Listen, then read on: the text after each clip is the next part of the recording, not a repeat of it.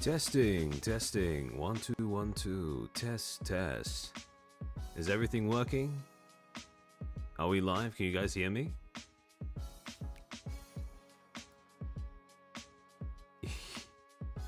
Testing, testing. 1 2 1 2. Test, test. He's late. He hates us. Everything's working. You guys can hear us? Okay. Hello, Ice Danny. Welcome to the stream. Hello, Mordecai. Welcome to the stream. Hello, Rand. Welcome to the stream. You're live? Hey, there we go. Nick, could you say something just to test to see if they can hear you as well? Testing, testing. How is Nick's audio for you guys? Can you guys hear him clearly? Can you hear me? Is he good volume? A little bit soft? Yes? Okay. Is the volume good as well, or do I need to turn Nick up or down or anything? It's clear? Okay. Oh, that's okay. The graininess might just be because of my internet. I think this is the first time I've enjoyed your commentary. You make good points. Oh, thank you, John. That's very kind of you to say so. I can hear. Yes. Okay. Maybe turn him up a bit higher. Okay, I'm going to increase his volume by a little bit. Okay, I think that should be good. All right. You're both a little low in volume. Okay. Well, let me see if I can turn myself up by a little bit.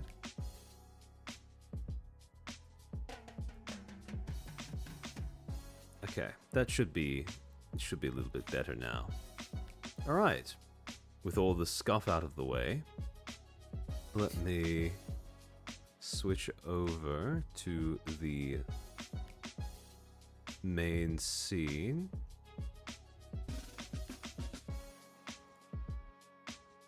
And hello. There we go. So, yeah. Everyone please give a warm welcome to Nick. He's come as he reached out to me very kindly as a game designer behind Oshi Push, asking if I had any questions that I wanted to ask. And as you could probably imagine, with how much I've been playing the game with Morlington since I was introduced to it, I had quite a few, and he was generous enough to indulge me in a stream dedicated to that. So yeah, welcome to the stream, Nick. Hello. For those that might not be familiar with your role in the creation of Oshi Push, would you like to just give a bit of an introduction to yourself? Sure. My name's Nick Fletcher. I am one of the co-lead designers on Oshi Push as a game system, and I'm also the lead set designer for each of the sets for Oshi Push. So when you say in terms of which areas specifically your job pertains to, when it comes to things like, for example, set design, what are the aspects of the set that you end up tackling over the course of your job? Yeah, so from the systems level, it was figuring out what a lot of the cards and the structures of the game were, and making sure what card types we wanted and everything like that. And then from a set level perspective, it's basically I make about a good portion of the file, and then I basically come up with the effects for the file. I come up with what mechanics we want to feature in each set, which effects we want to give each persona, how they interact with each other in the set metagame, and then designing like a basic outline of what the whole big picture of the set is, and then going into detail on about 80 to 90% of the card file and designing those cards. Oh, okay. So you talk about designing the set from both a meta perspective in terms of how the different personas interact with one another, and also the specifics in terms of which effects you want to give to each card and each persona. Generally speaking, which one of those two, sort of a meta, like a top-down meta view, or in terms of individual specifics, which one of those two ends up emerging first in most cases when you're making a new set? Yeah. A lot of the time, it's figuring out what mechanics we want to feature in the set in a big picture way, because we need to figure out like what are the new mechanics that are going to be exciting for players to interact with, and what they're going to hook onto. What everyone needs to have different cards that appeal to them. That you can't just have like one mechanic that dominates the entire set file that some people aren't going to like, some people are. So a lot of it is figuring out just big picture structure on the first level, and we usually spend a couple weeks testing out different mechanics that we want to try for a set, and then we land on which ones seem the most fun, which ones we think have a lot of promise, either as a set specific mechanic or as a mechanic that we're going to repeatedly revisit throughout the course of the game. So that happens first. And then after that, we start focusing a lot more on the individual cards and the synergies between those cards from that point. Ah, okay, I see. So this is probably something that we're going to dig into later on in the stream as well, but in your experience designing set 1, were there any particular mechanics that stood out as very evergreen in your eyes in terms of things that you think you'd want to revisit in future sets as well? Yeah, so there's some baseline, very typical things. So obviously there's the cost of the card and the influence and all that, which is just basic game components that are universalized in the game, as well as the platforms. As far as specific mechanics that not all cards share, some of those mechanics are activate is one that we definitely want to reuse a lot, because it's very easy to input to just exhaust the card so that you can use the ability. The other one is Clash Reward is a very simple one, and it rewards incentives to have players win clashes at platforms. And it has a lot of design space to it, because we can pretty much put any effect we want on a Clash Reward. And then there is the other one is the discard effects. The discard effects are another easy tool to use throughout the course of the game, and we really wanted a way to, like, if your hand gets clogged up with the upgrades for your persona, that you could get rid of that card somehow so it actually has some value in your hand, even if you draw it after you already upgraded your persona. So discard effect is also a evergreen mechanic in the game. And on top of that, we have some other effects like kickback, which that we will revisit sometime in the future. But it's not a mechanic that we think we need to have in every set. But it is like a mechanic that we could definitely revisit at some point. Makes sense, because yeah, right now I think kickback is one of those mechanics that you introduced in set 1 that people are very much still trying to figure out how to crack, in terms of making it more appealing an option over the other mechanics, over the other strategies available. But actually, you bring up the different discard abilities that the persona upgrades have, for example. So I wanted to actually ask, in terms of each persona, when it comes to what effects you allocated to the first 7 that you added in set 1 of the game, how did you decide on what abilities or what effects to allocate to each particular persona? Yeah, so with the personas in set one, we really wanted to streamline what their abilities could be, because we wanted them to have easy hooks for new players that are just getting into card games, um, while also maintaining ways to make those personas still feel unique from one another.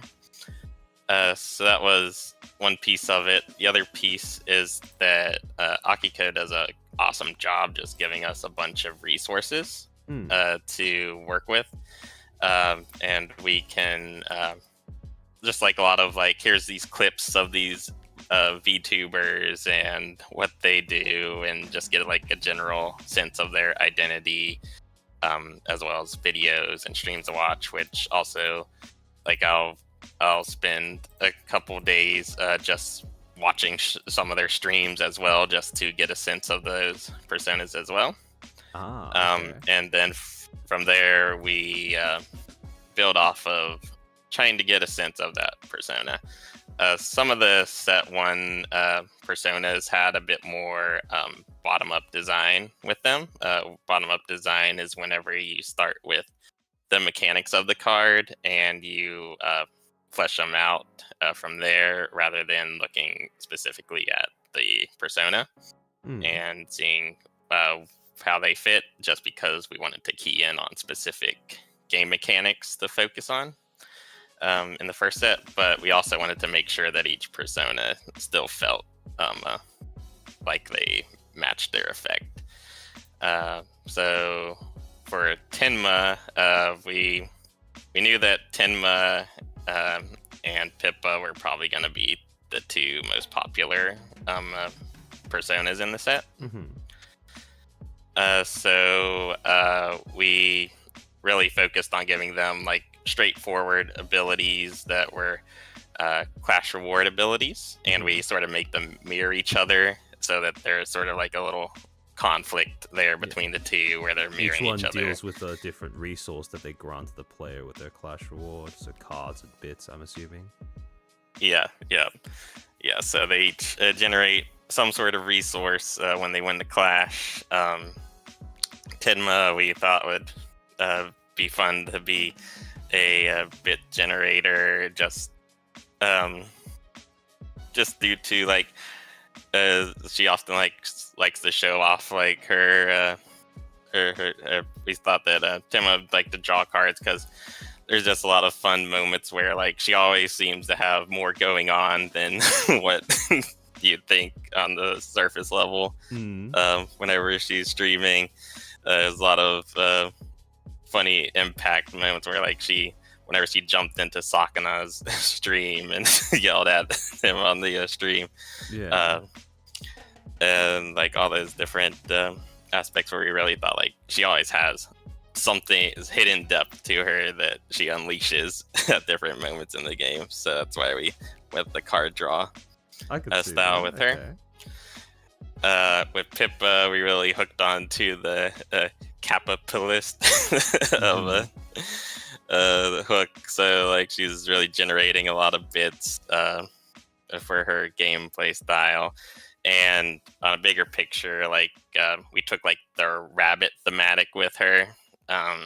And so like we gave her like the PPPP card to let her jump around from platforms, and really like showcase, like sort of like have like that rabbit kind of persona going on with her.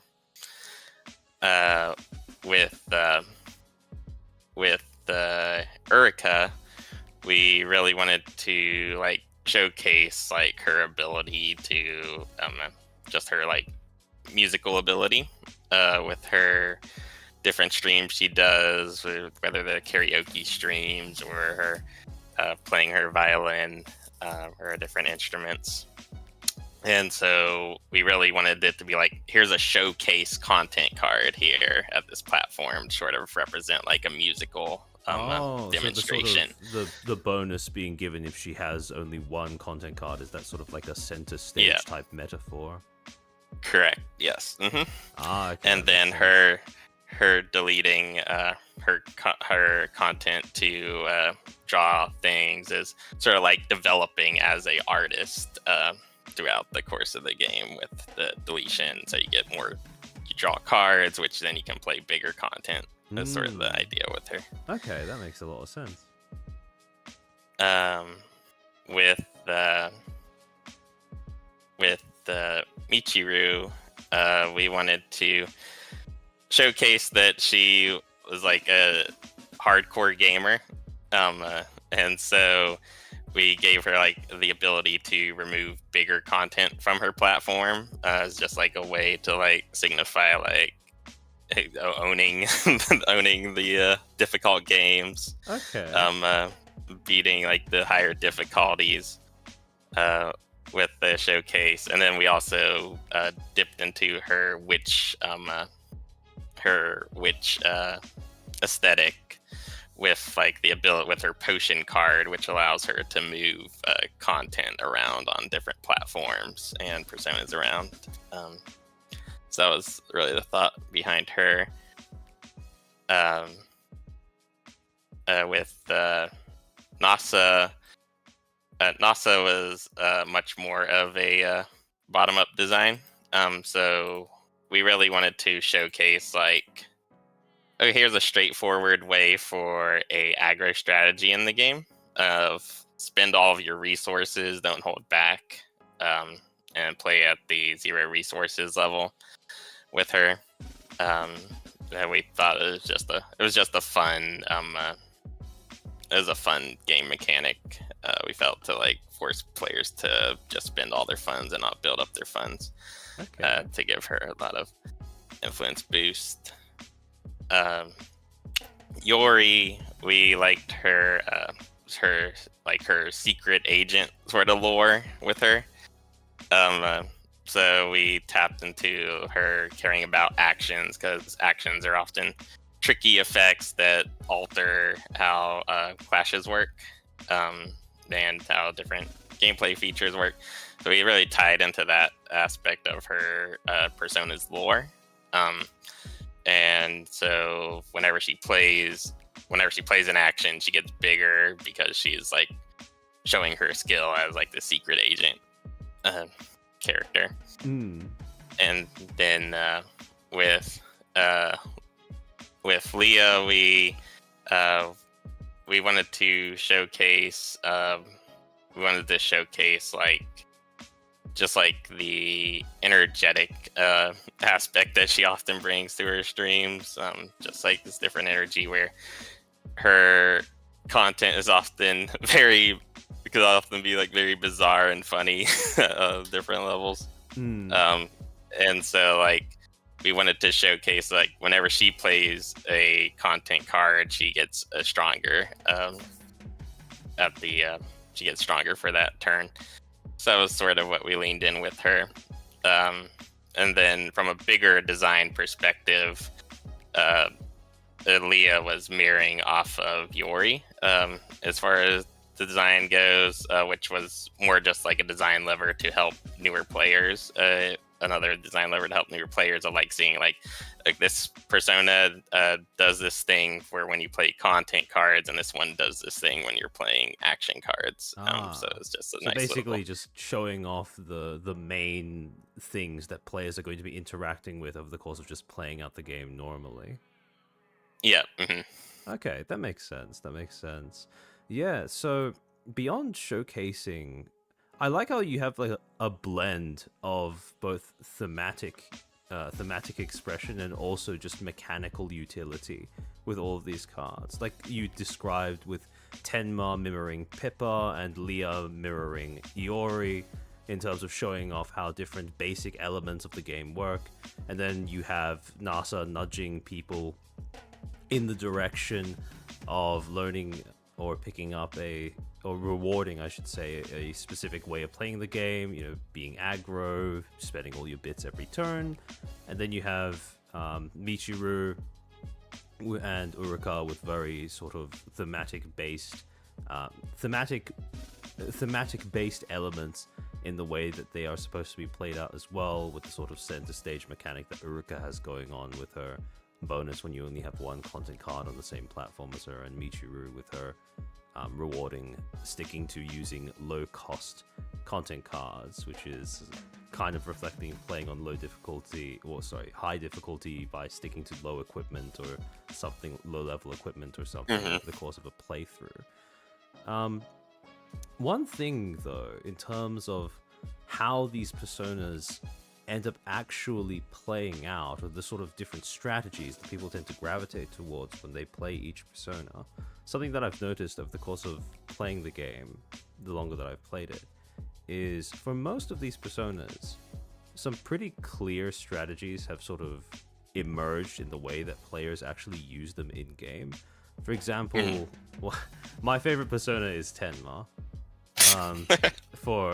I imagine it's quite the same for a few people, but Tenma's just such a versatile persona when it comes to the different strategies you can use. She can play combo, she can play tempo, she can pretty much play aggro as well, and she can play control. So just like a whole variety of different things you can do with her persona. Pippa is, like you said, because you chose to integrate, you had a focus on integrating the sort of rabbit aspect of her character. So you gave her a lot of mobility, the ability to hop between different platforms. I believe she's the only persona that has the ability to go from one platform to another during the content phase of each round. So for that reason, Pippa's got really strong go wide synergies, and when it comes to strategies, they very much focus on sort of spreading out across different platforms and building up leads on multiple platforms at once. Iori, it's very much like being jumped, because like you pointed out, you base the whole action synergy off of the lore of her being a spy, a secret agent of sorts. So that also emerges very clearly. Nasa, very clear, sort of go fast, go hard, go aggressive.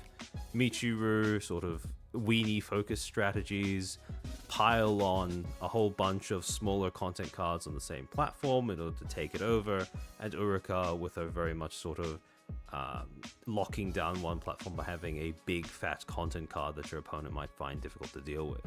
But of all of the personas, the one that I have, at least to me, seems to be the most difficult to define, or at least the one that, at least in my view, does not seem to have that one or a few very clear strategies, very apparent strategies, immediately upon looking at the cards that she has access to or the cards that are specific to her, has been Leah.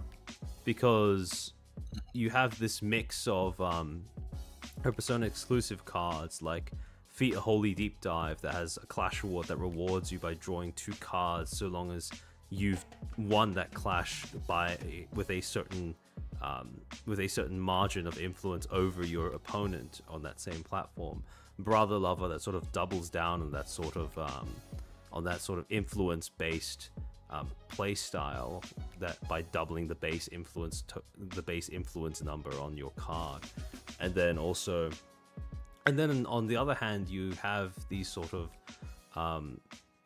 discard synergies, where you have things like Internet Historian that pull back 2 content cards from your trash, and as well she has access to, I believe, anniversary celebrations, or only one content card that you can discard for bits. So for that reason, I'm kind of curious as to what you guys had in mind when you were designing Leah specifically in terms of strategies that you thought players would gravitate towards. Because it seems a little eclectic to me. Like she's purple, she has access to control cards, but she also has synergies with throwing things away into your discard pile, and also an influence-based thing going on there as well. Yes, so with Leah's overall card picture, as you noted, there's this theme of, with the Feat a Holy Deep Dive, of over-succeeding by so many influence. The thought it was that taking that ability from the Vita Holy Deep Dive and putting it on her ability where whenever she plays a content card, she gets a buff. The idea there was that whenever you play the content card, you get the buff, which would more likely allow you to over succeed to get the bonus off of Vita Holy Deep Dive. And then the Brother Lover card is another way to help her over succeed by doubling the influence value to win the clash by how much you need to get the card draw off of the Vita Holy Deep Dive. And then the Internet Historian card was supposed to help you get your cards back, your content cards back after you won the platform and captured a platform, so you could get your content back to re-loop the cycle, basically get your Vita Holy Deep Dive back onto the board. Okay. So so it was a kind of all-in strategy on one particular platform, then assuming you win the platform, everything gets cleared off, and then you grab everything back to repeat the cycle with a different platform. Mm-hmm. Okay. And her being purple aspect is also meant to help her play that strategy because it takes from a different angle, because purple is where a lot of deletion effects and influence reduction effects live. So the idea is that from the other angle where you're removing your opponent's content cards or making them less significant so that you get those over succeed bonuses played into her as well. So you sort of envisioned her being this kind of this sort of almost dominating force that overpowers one platform at a time or something along those lines. Okay. Yeah. Interesting. Okay. Yep. I didn't initially think of Leah that way because I did think of her more as a my initial impression of Leah based off of the cards that she had available to her was more so grinding out value over an extended period of time rather than going hard and fast and dominating over a single platform. Yeah, she's definitely made in such a way where you basically spend all of your bits on playing one content card per round, so that you can play bigger content, which will more likely help you over succeed and win, even if your opponent has multiple content on that platform. Okay, so just dominating or winning through influence, even if you are outnumbered in terms of how much content is on the same platform. Okay. Oh, okay.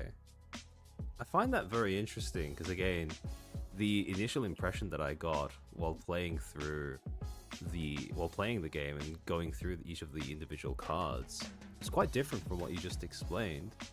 So, with that in mind, actually, I'm quite curious as to how you envisioned the play styles of the other personas as well initially.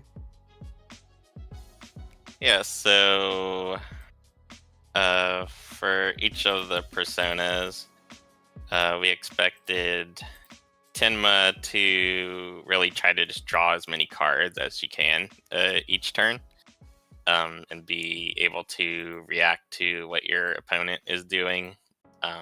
So like the card Yell at Fish is a good example of where you're able to counter your opponents, whether they're playing smaller content, you can delete that. If they're playing bigger content, you can delete that with the Yell at Fish because it just checks your hand size. So and sort of just control-esque in terms of... Yeah. Okay. Yeah, but we expect her to be a very flexible persona that could play either control or aggro. It's something that a lot of green personas can do because they have access to the most resource generation in the game. So they're pretty flexible in how they approach gameplay. What we planned on Nasa's playstyle being is just like the go all in playstyle, upgrade her persona when you have the chance to, so that she gets even bigger stats, and draw the cards to help fuel her so that she can play more cards that reduce all of her bits. It's her general play style. So she was definitely intended to be more of a aggro persona, but she was intended to be a aggro persona that also could easily go after different platforms, which is why she ended up being purple, because purple has the discard effect where you can move your persona to another platform. So that was a piece of helping her there, to just play that aggro style to move her around so that she's in places where she can threaten to win clashes a bit more. And we went over Leah, our general thoughts on how we expected Leah to play. Pippa, we expected to play more of a low of a ground gameplay where she was playing content on multiple platforms and trying to win as many platforms as she could as fast as possible, to sort of play this rush strategy of winning through having multiple content on platforms, so your opponent couldn't keep up with you and just answer all of your content cards. Yeah, when you added in the Shipkin Shipper upgrade, that made it very, very clear that was the sort of go wide strategy was something that I guess was quite pushed with Pippa. The Yori, we expected to play this subtle game where she's always this lurking threat that your opponent has to take into consideration, because you don't know when she's going to have some action cards that go off to make her influence go above what your opponent has, and also those action cards might remove their content cards, or So they of might like boost her influence. So is it similar to a kind of like pass go type strategy? Style? Okay. Yep. Or chaining things off, like you could do things where you control your opponent's hand by playing the cards that make your opponent discard cards from their hand, or playing cards that generate her more bits so she can play more action cards, and just like these different surprise moments where she can win a clash through her influence. Okay. The Michiru, we expected to be a good counter against the creatives personas, so Leah and Urika. We expected her to be able to play more of this low to the ground play style, while being able to counter those two by moving their content around to places where they don't want them to be, or being able to delete the content that had a higher cost, which we expected those two to play a lot more higher cost content cards. Okay.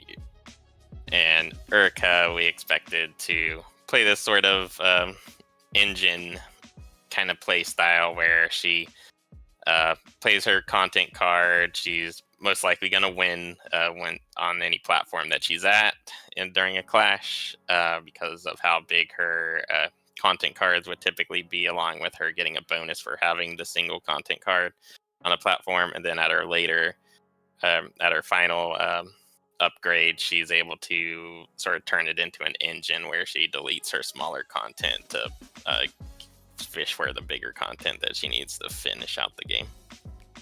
Okay, so it's kind of slower paced, or more focused on ramping up to something big, maybe having a few fodder cards that she can play in the early, only to delete them in order to draw into the actual threats mid to late, I guess. Yep. Oh, okay.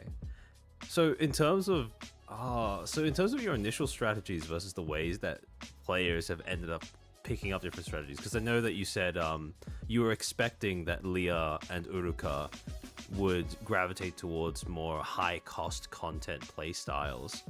Hmm. But in playing the game and watching others play the game, I've often seen that with Leah, players tend to gravitate towards more sort of mid to low costed cards in general over the course of Uh-huh.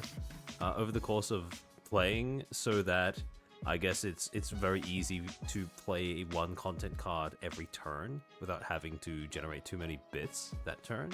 Hmm. And Hmm.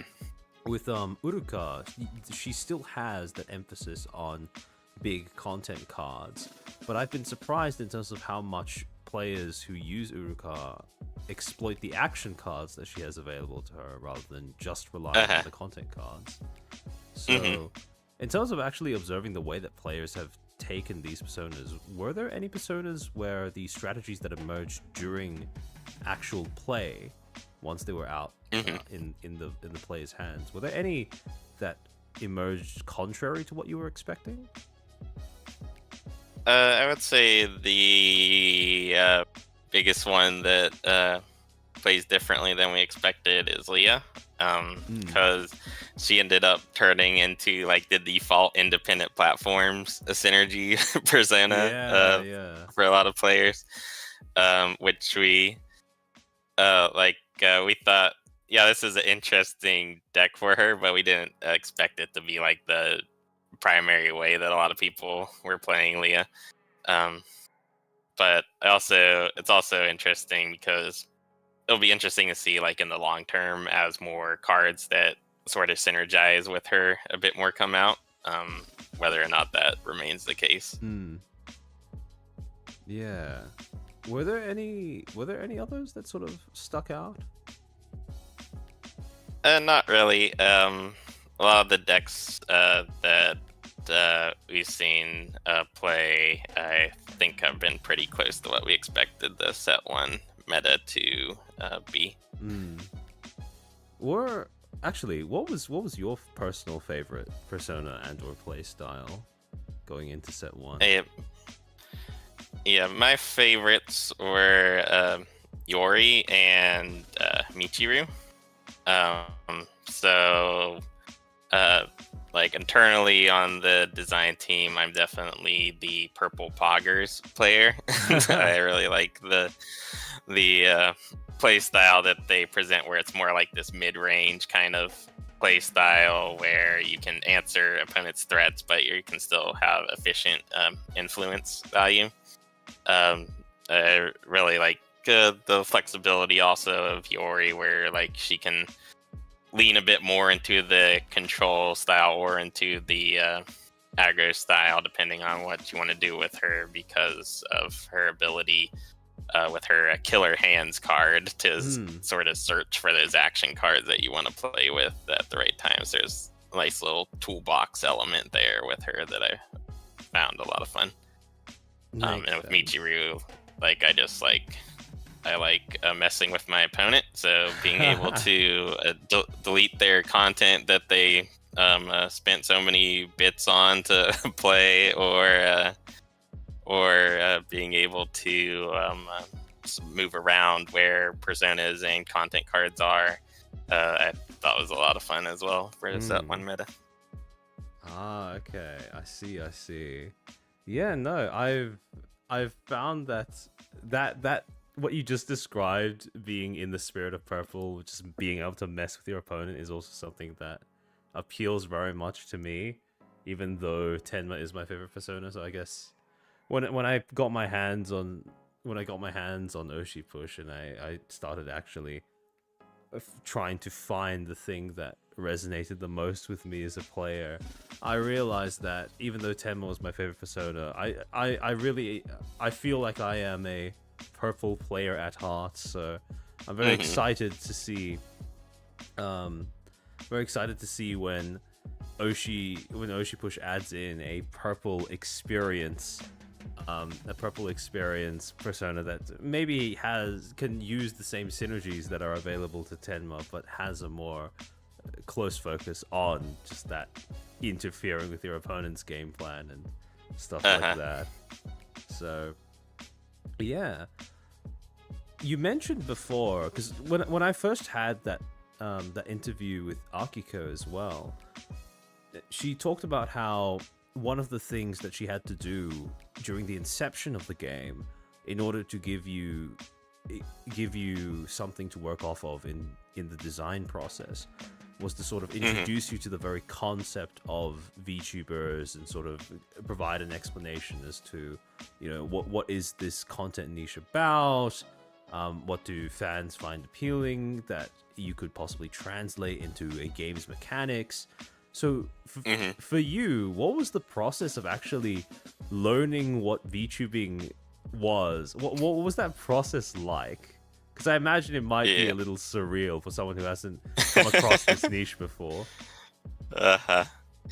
Yeah, so I'm definitely a child of the 90s and the early 2000s. So it definitely was surprising, the level, to see like the whole VTuber culture. Like I definitely like I haven't my peak was like YouTube. It was growing up, so just seeing YouTube whenever it wasn't like live streams or anything, it was just videos that were recorded and posted on YouTube. So the idea of content creators, I definitely had that idea already ingrained. And also being a child of the 90s, I definitely had a healthy dose of anime get fed to me from like Toonami and shows on television. So I had like those baseline elements to be able to hook onto like the thematics of the game pretty well. And then I just like looked into the VTubers, and it became pretty apparent to me, like the appeal of like the streamers. That's like you're watching like these anime characters come to life, sort of thing, and they're interacting with you, which is really funny, and it's like surreal. It kind of reminds me of like the old children's shows where where like the character would talk to the viewer whenever but it's like actually real and like actually live and interactive. So I thought like there's a lot of cool ideas there.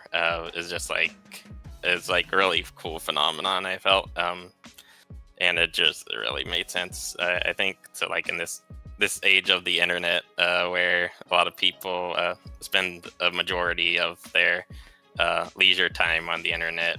Really seems to make sense to me. Were there any parts of the sort of, because when you were getting into trying to understand what VTubing was right at the beginning, were there any aspects of either the medium or the culture or the way that things worked to do with it that you found to be maybe a bit more strange or confusing or difficult to sort of understand?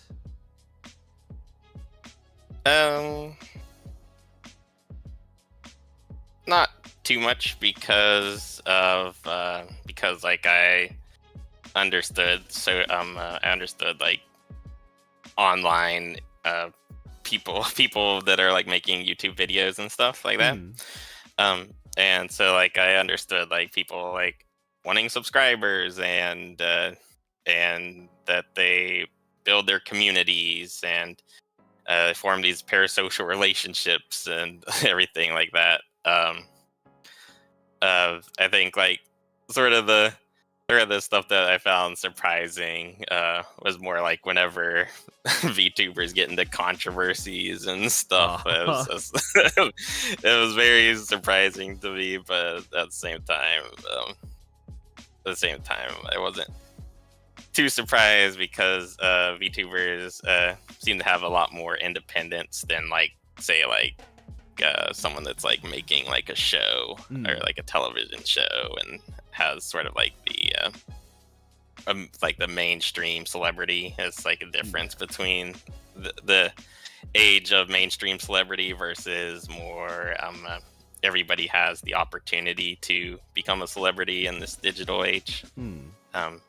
and I think like that just affords them more freedoms that they and how they engage with their audience, and being linked onto a lot of social media platforms and such.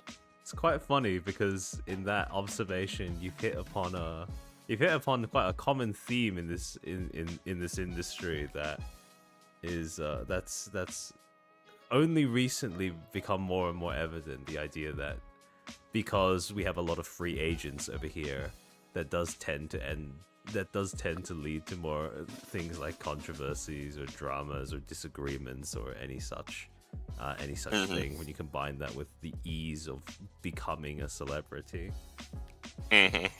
But yeah, it does sound like the process of actually introducing you to this whole content niche and turning that into a working game it sounds like it was a pretty smooth process between you and Akiko in terms of her handing over that concept and then you fleshing that out mechanically. To touch on something that Akiko brought up during the last stream that I did, talking with her about how Oshi Push was conceptualized, one of the things that I found to be the most interesting, like the bits of lore about how Oshi Push became a game that I found to be the most interesting, was according to Akio, the first iterations of the game were modeled after Inscription, and sort of based off of a similar kind of thing where in Inscription you would have the squirrels that formed this sort of baseline resource that you would sacrifice in order to play bigger and bigger animals. And initially, when she was conceiving of what would later become Oshi Push, she thought of that same resource being sort of like lurkers that the streamers or the streamers or what would later on become the personas would end up using in order to gain popularity or gain momentum or battle it out with other personas. And that is a very far cry in terms of the overall tones, the general mechanics to what compared to what we have now in terms of Oshi Push as it exists today. So I kind of wanted to ask, how did you guys manage to take that initial pitch or that initial concept and mold it into Oshi Push's current form? Like what was that process of evolution like? Yes, so at least on my end, like she might have shown that to like my boss or my one of my managers, because baseline what happened was is that so my boss is Justin Gary, who's a pro Magic the Gathering player. He's a retired pro Magic the Gathering player, and so he's worked on a lot of games. Like he's made Ascension, which is one of the most popular deck building games. So they had a lot of interest in bringing him on to design the game. So they met with him at Gamma, which is a tabletop gaming convention where a lot of distributors and retailers and companies meet to like sort of plan out different products that they might make in the future or showcasing products that they are making. So when they came back from that, one of my managers just posted, "Hey, we met with Japanime Games, and they were interested in making a VTuber trading card game." And no one on the team followed VTubers or had too much knowledge of VTubers. But I love design challenges, and I love top-down design. And I'm also sort of a fire hose on my company, where I will just pump out ideas and just throw them all out there. So when I saw that, I was like, "Oh, this seems exciting. Let me research VTubers and try to come up with a idea for the game." So I didn't have any of the context of the Inscription Oh, so idea. is this like the first time that you've heard that the first iterations of Oshi Push, or at least as Uh-huh. pitched by Akiko, was Inscription? Yep. Oh, okay, okay. Yep. So a lot more of the so a lot more it was just like, here's the idea of, we have a VTuber, we have a chance to work on a VTuber trading card game if anyone's interested on working on it, and I jumped on the chance because I thought it was an exciting design challenge. So my original pitch had some of the core ideas of that ended up in the game, but they were some of the core ideas, but they were expressed very differently. So before, like the different genres, like poggers, creatives, Atsuden, and experience, were stats on your VTuber, and there was more like a comparison game where like you would go through like each of those different genres to see like if you won at that genre, basically. Also, And like an we played attribute that. distribution system, kind of. Uh-huh. Yeah. Oh. And we played that, and it played okay, but it wasn't really what we thought like we could really make a great game from. So then we had this meeting where we talked with Japanime Games, and the team manager basically just gave us like all of the information on like what VTuber culture is all like and everything like that. And from there, we instantly thought, oh, okay, this isn't a game where like you're trying to compare different stats. That doesn't make any sense. As far as like comparing, like, all right, this one's an artist, and this one's better at art, and this one's better at the chatting with their audience, because it seemed more like there's these different personalities that have all these that do have like these specializations or are more general in how they approach VTubing, and it made more sense of like they're competing for subscribers and trying to find subscribers so that they come watch their streams.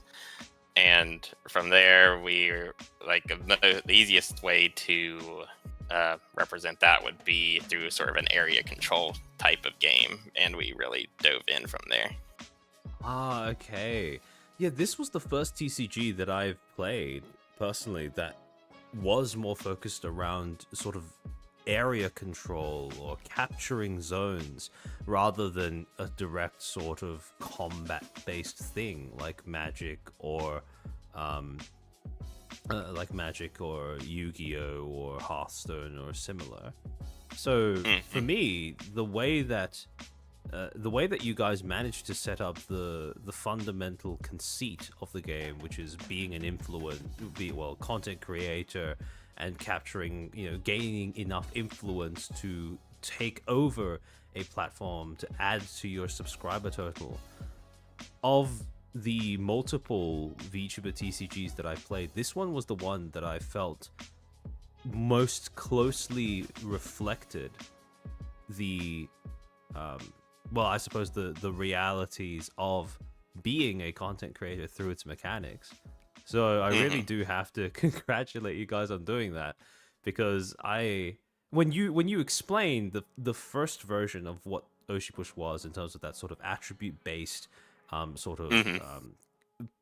persona to persona or content creator to creator comparison type thing, like I could more closely see how something like that would be similar to other TCGs that I've played. But in this, I do think that it would have been nowhere near as thematically close and satisfying to play as Oshi Push in its final form managed to be. And also, I do find it very interesting to compare what you stated as the initial concept you came up with compared to the initial pitch that Akiko had, because yeah, the sort of attributes-based comparison thing is, oddly enough, the final version of Oshi Push actually seems to be a little more similar to Inscription than the initial pitch that you guys came up with. So that convergence of differing ideas is quite fascinating to look at in retrospect.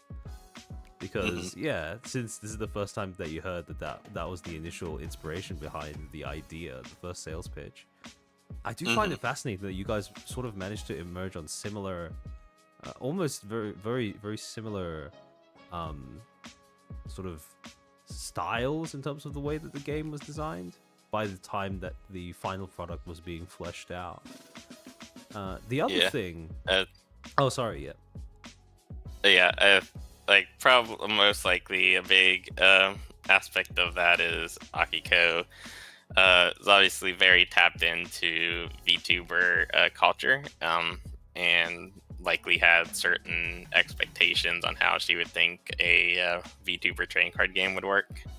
And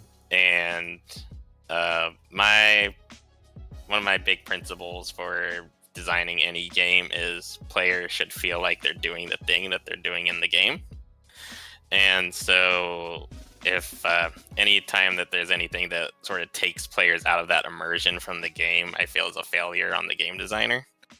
And so I really felt like it was important to capture the thematics once we really dialed in on what VTubers were actually all about. Ah, okay, that makes sense.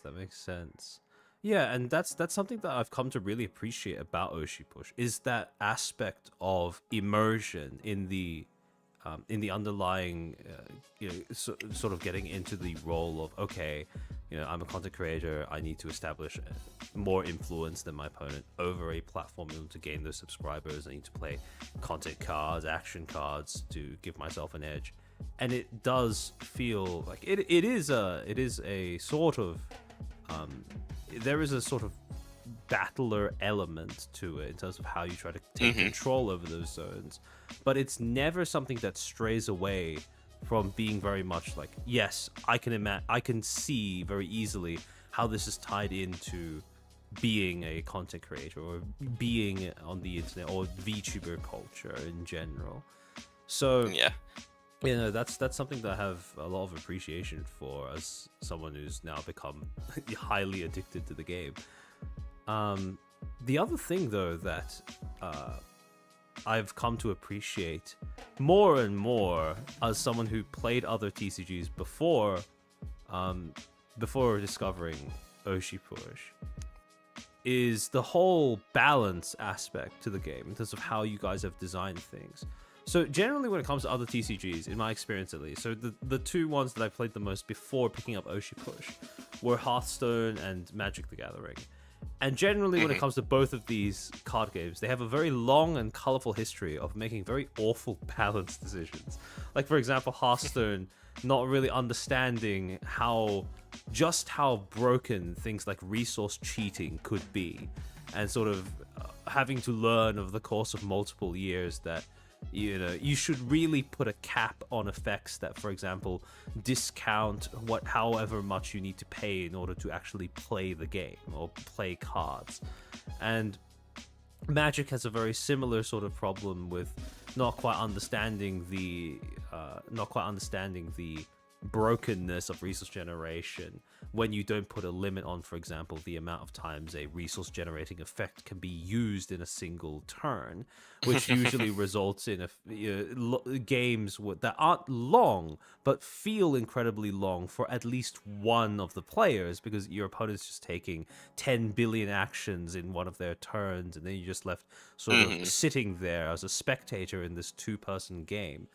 So the things that the two cards in particular from set one, that once I saw it, I went, okay, yes, I feel safe in the hands of the game designers behind Oshi Push, were Speedrun and Iori's Den, where there was that very clear, it doesn't sound that major when I sort of say it out loud, but that very clear understanding of discounts shouldn't go to discounts should where possible, not go to below 1, for example, or Mm-hmm. things like make it so that so, as is the case with speedrun, that it discounts action cards by 3, but it specifies to a minimum of 1, which makes it so that yes, you can get a sizable discount on actually playing out your action cards during a clash at that platform, but you still need to pay something in order to play the card, so it doesn't bypass that fundamental gating mechanic that you've built into the game. And then also Iori's Den, with the effect being that the first time you play an action card while clashing, gain 1 bit. So not only is it the more balanced version of discounting an action, where you still need to have enough bits to play a card, you just get 1 reimbursed after the effect resolves, but you've also put a limit on how many times that can trigger, which goes a long way towards future-proofing against the kind of scenario where your opponent's just sort of spending successive turns doing the same thing over and over and accruing a massive amount of resource advantage, I suppose, over you when you're playing against them. So both of these things I have a great amount of appreciation for, because of the fact that things like power creep and not even just power creep, but sort of, I suppose, the TCG version of feature creep, in terms of the way too many things to keep track of, way too many effects being added onto single cards, that I've seen be a problem in games like Magic the Gathering, for example. So I wanted to ask, when you were making Oshi Push, especially when you were making set 1, it's a sort of debut set that would give everyone an impression of what this game was actually about. What were some of the foundational ground rules, I suppose, you guys set for yourselves in order to make sure that the cards, some of the cards may have broken effects or be fun to play, but it was fundamentally still balanced? Yeah, so a lot of that I credit to our lead developer, Jason Zila, who was also a Magic Pro Tour player. He just has a lot of awesome development instincts on how to make sure that the games remain fun, while also allowing for different types of abilities to exist in the space. Really, I would credit a lot of that to him. A lot of it was making sure that infinite combos can exist, but they need to exist at a higher cost level. So you have to make some sort of investment to make any sort of infinite combo work. And also that certain mechanics should be costed a bit higher, like effects that make it so your opponent can't interact or play the game anymore at certain platforms.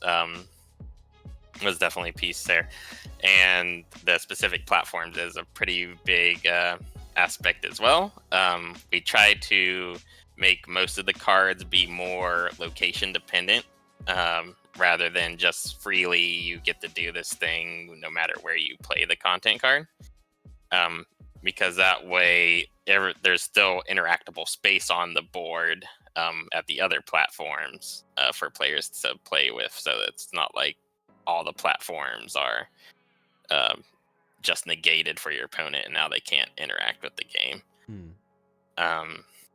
And then another aspect is really there's a really strong take that ethos to Oshi Push. What I mean by that is, like, there's very high interaction in the game where, like, your opponent does this, so then you respond and you do something to stop them, which is why we avoided sort of like a chain kind of system in the game, or a or a counter kind of play. Yeah. So that more on a baseline, it's like I take an action, you take an action. I can respond. I can always respond to your action without you being able to counter my response to you, Yeah, which really one helps a lot. of the things that I found to be the most fun about Oshi, funnily enough, now that you bring that up, especially compared to something like Magic, is the fact that by implementing that limitation of players can only take one action every turn, but they are free to do whatever action they want without interruption, I find that strikes the perfect balance between making sure you can do that sort of tit for tat thing,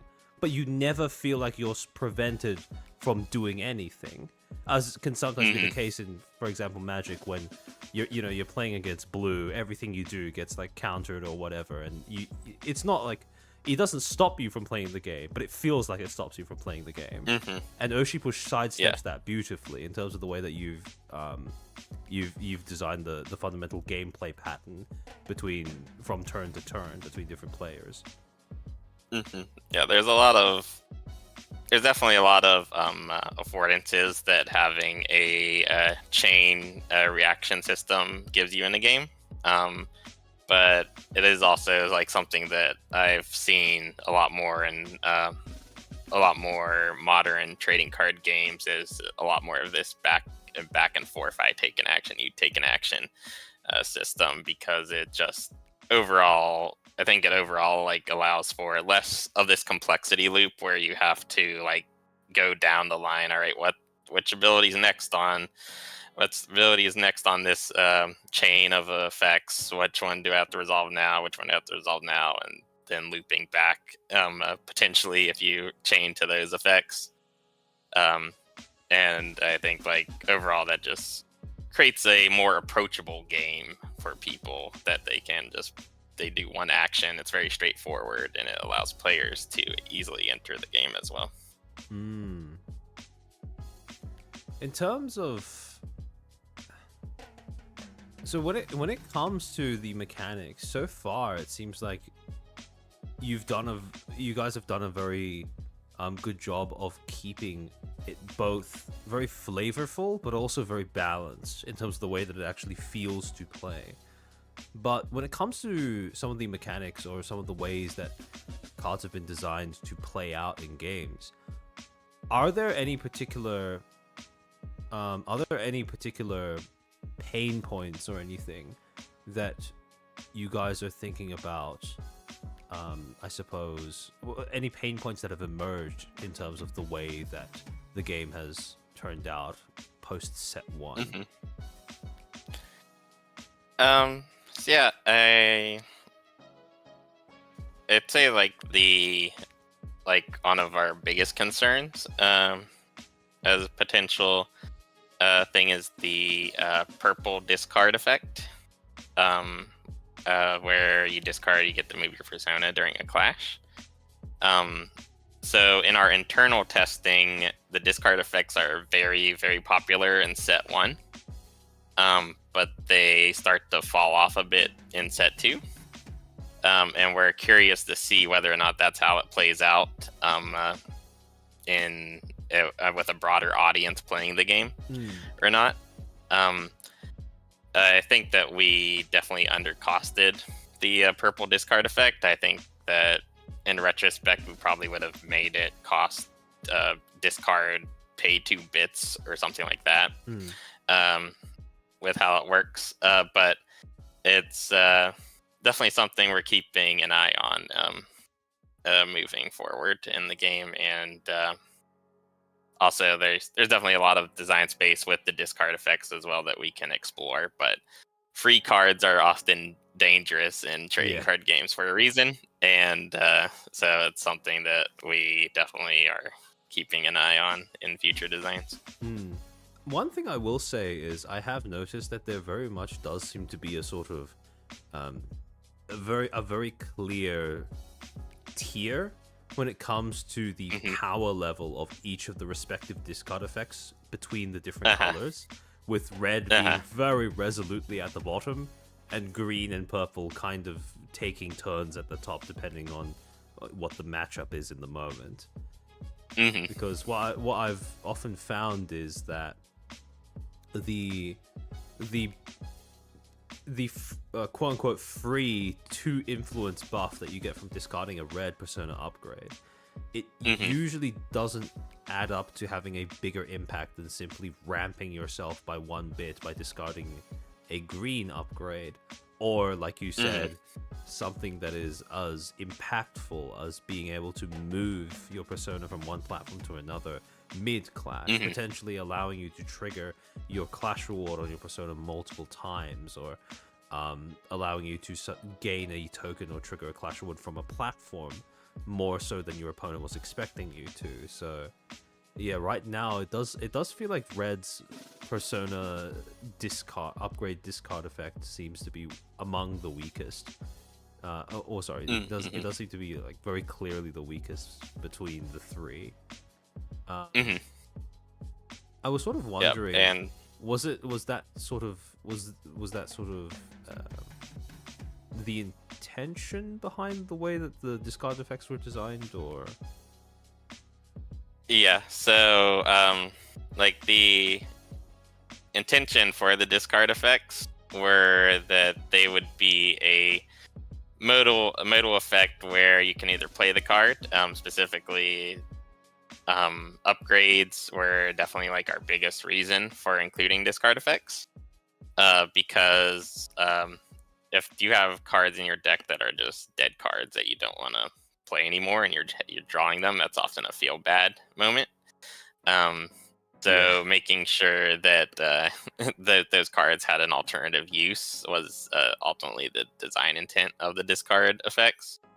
And then we thought it'd be nice to also include some content cards that had those discard effects as well, for the first set, because we did like the gain a bit. We did like each of the discard effects. We like the gain a bit one because it helps you ramp up either into your upgrade or into a higher content card. Or we like the influence bonus because it sort of like lets you get ahead if like a clash was very close, if you were behind a little bit, or if you're potentially going to draw with your opponent at a platform. And we like the movement one because it allowed a bit more freedom, where you placed your persona so that there is a lot more interaction going on in the game between the players. Of I get to move to this place where you didn't expect me to be, and now you have to try to counter play against me moving there. So we liked having those mechanics overall in the game, but and we expected that the purple one was the best one. The green was second best, and the influence buff was third. And so we costed the influence on the content cards based off of that. So like a purple discard effect is getting charged more than a red discard effect is, and as far as how much influence that content card provided. So as in purple content cards on average tend to provide less influence than red cards on average. Yes. Okay. And so that was the reason why that was sort of like the bouncing lever that we were using for those effects. And as like this modal effect that you could use if you want to use, or you could play it as a content card if you wanted to use it as a content card. But it's definitely interesting. It's definitely interesting to see how that played out in the real world, where people rarely ever actually play the content card. They just use it for the discard effect. Yeah. But also it's something that we learned pretty quickly that could be a danger. So from set 2 moving forward, there's no content cards that have discard effects on them anymore. Okay. Discard, but there potentially could be in the future, but it'd be different discard effects than what we currently So have in the game. probably limited or gated behind an additional discard and bit cost, I'm assuming. Yeah, we definitely have that space that we're exploring for future discard effect designs. And we shifted the discard effects to cards that, for one reason or another, would be a dead card in your hand. The ones that that got featured in set 1. Yeah, that makes sense. Have you seen the discard Tenma deck that has been posted in the Japanime Games Discord server? Yeah, I've seen Yeah. I've seen that. Oh wait, yeah, because I forgot that sometimes you show up to the streams that I do with Morlington when we're just playing it out. Yeah. That's Yeah. I found that deck, at least in set 1. Set 2, I've seen that based off of some of the official spoilers, there does seem to be quite a bit of counterplay to that with set 2. But for set 1, yeah, for sure, that deck does seem to be by a long stretch one of the most broken things that you can do in this game. Yeah. The hypothesis right now is that because set 1 is a small card pool with around 160 cards in the set, that players naturally were going to gravitate towards those discard effects in the first set. Yeah. But as more cards get put into every persona's pool, because every persona basically gets access to half of the card pool, because of their color and genre pairing. That means that they have a lot more options, and what we found internally was that did start to make us be a bit more like it's an option of whether or not you're running these discard effects or not, rather than just it's a something must-have to staple do. in the deck. Yeah. That makes sense.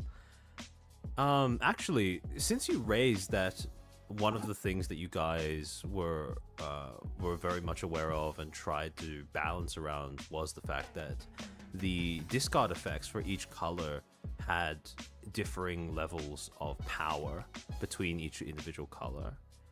Was there, in your experience, do you feel like there is one color in general whose cards are just more powerful than the other? Like, do you feel like there is one of the 3 colors that is by quite a large margin more powerful or more flexible than its counterparts between the 3? I think we actually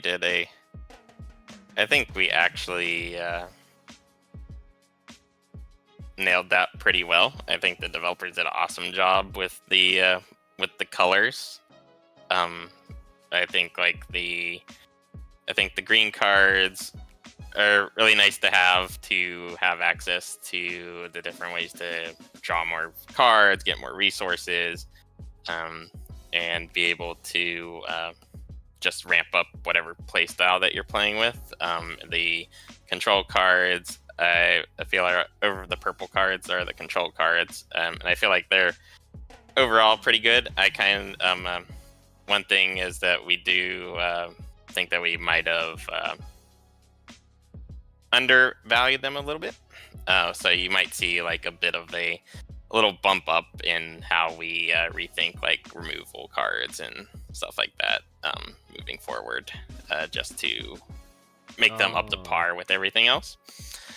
And then with red is really just drives you into playing more aggressively and being able to win the game faster.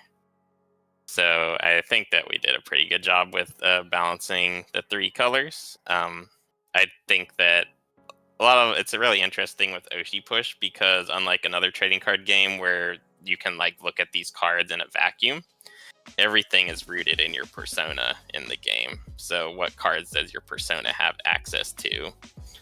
So a green persona has access to a lot more cards that interact with resources, but they are more limited in what control and aggro options they have available to them. while a purple persona has access to all the control cards, but they have less of options when it comes to aggro or resource generation. And the red personas have access to all the aggro cards, but they don't have as much access when it comes to resource generation or to control effects. So, yeah, when it comes to green having less access to things like aggro options or even control options, one of the things that I found quite fascinating, especially with the cards that have now been revealed as part of set 2, is I appreciate how you guys have built in you very much, like, it's very evident that you guys have built in weaknesses and strengths to each of the different colors, just to make sure that none of them are distinctly better than the others in any, regardless of context.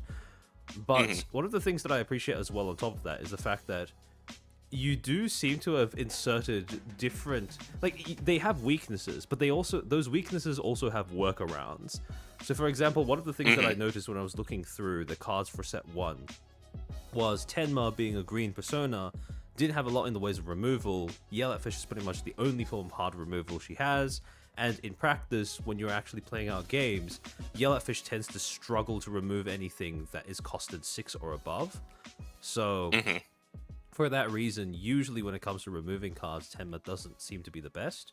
However, the fact that you guys have included multiple cards that allow you to bounce your opponent's contents back to their hand is a sort of pseudo hard removal, which has basically the same effect if you're mid clash. That's something that I've come to appreciate a lot, because of the fact that when making decks, I can now build decks around, with that very clear weakness in mind, and trying to sort of make up for it in whatever ways I can, by including things like peaceful ASMR or frying pan ASMR, which in my experience, frying pan ASMR tends to be better removal than most forms of hard removal, because of how flexible it is. You can play it during the content phase or during the clashing phase. If you play it during the content phase, you can use it as a way of resetting your own when played effects, in addition to wiping your opponent's board.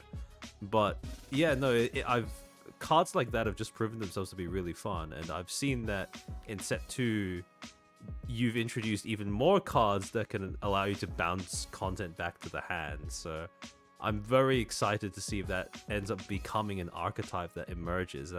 That's definitely something that I'm looking forward to workshopping on my own once the cards have been added in to the game. But one of the things that I also had an inkling towards, but this became clearer once I started speaking to you, and this was something that that Nick was talking to me about before we started stream. But one of the things that you mentioned is green. Between the colors, although green is not distinctly stronger than the other two, it does seem like green has access to a wider variety of effect. It does seem to be the more versatile color, or the most versatile color of the three. And one of the things that you raised was the idea that there was sort of a little bit of bleed over when it came to the mechanics, that, for example, green was doing things that other colors probably specialize in. And yeah, so I was just wondering if you would be able to explain sort of what the main concern with that particular aspect of green's design might be going forward into future sets.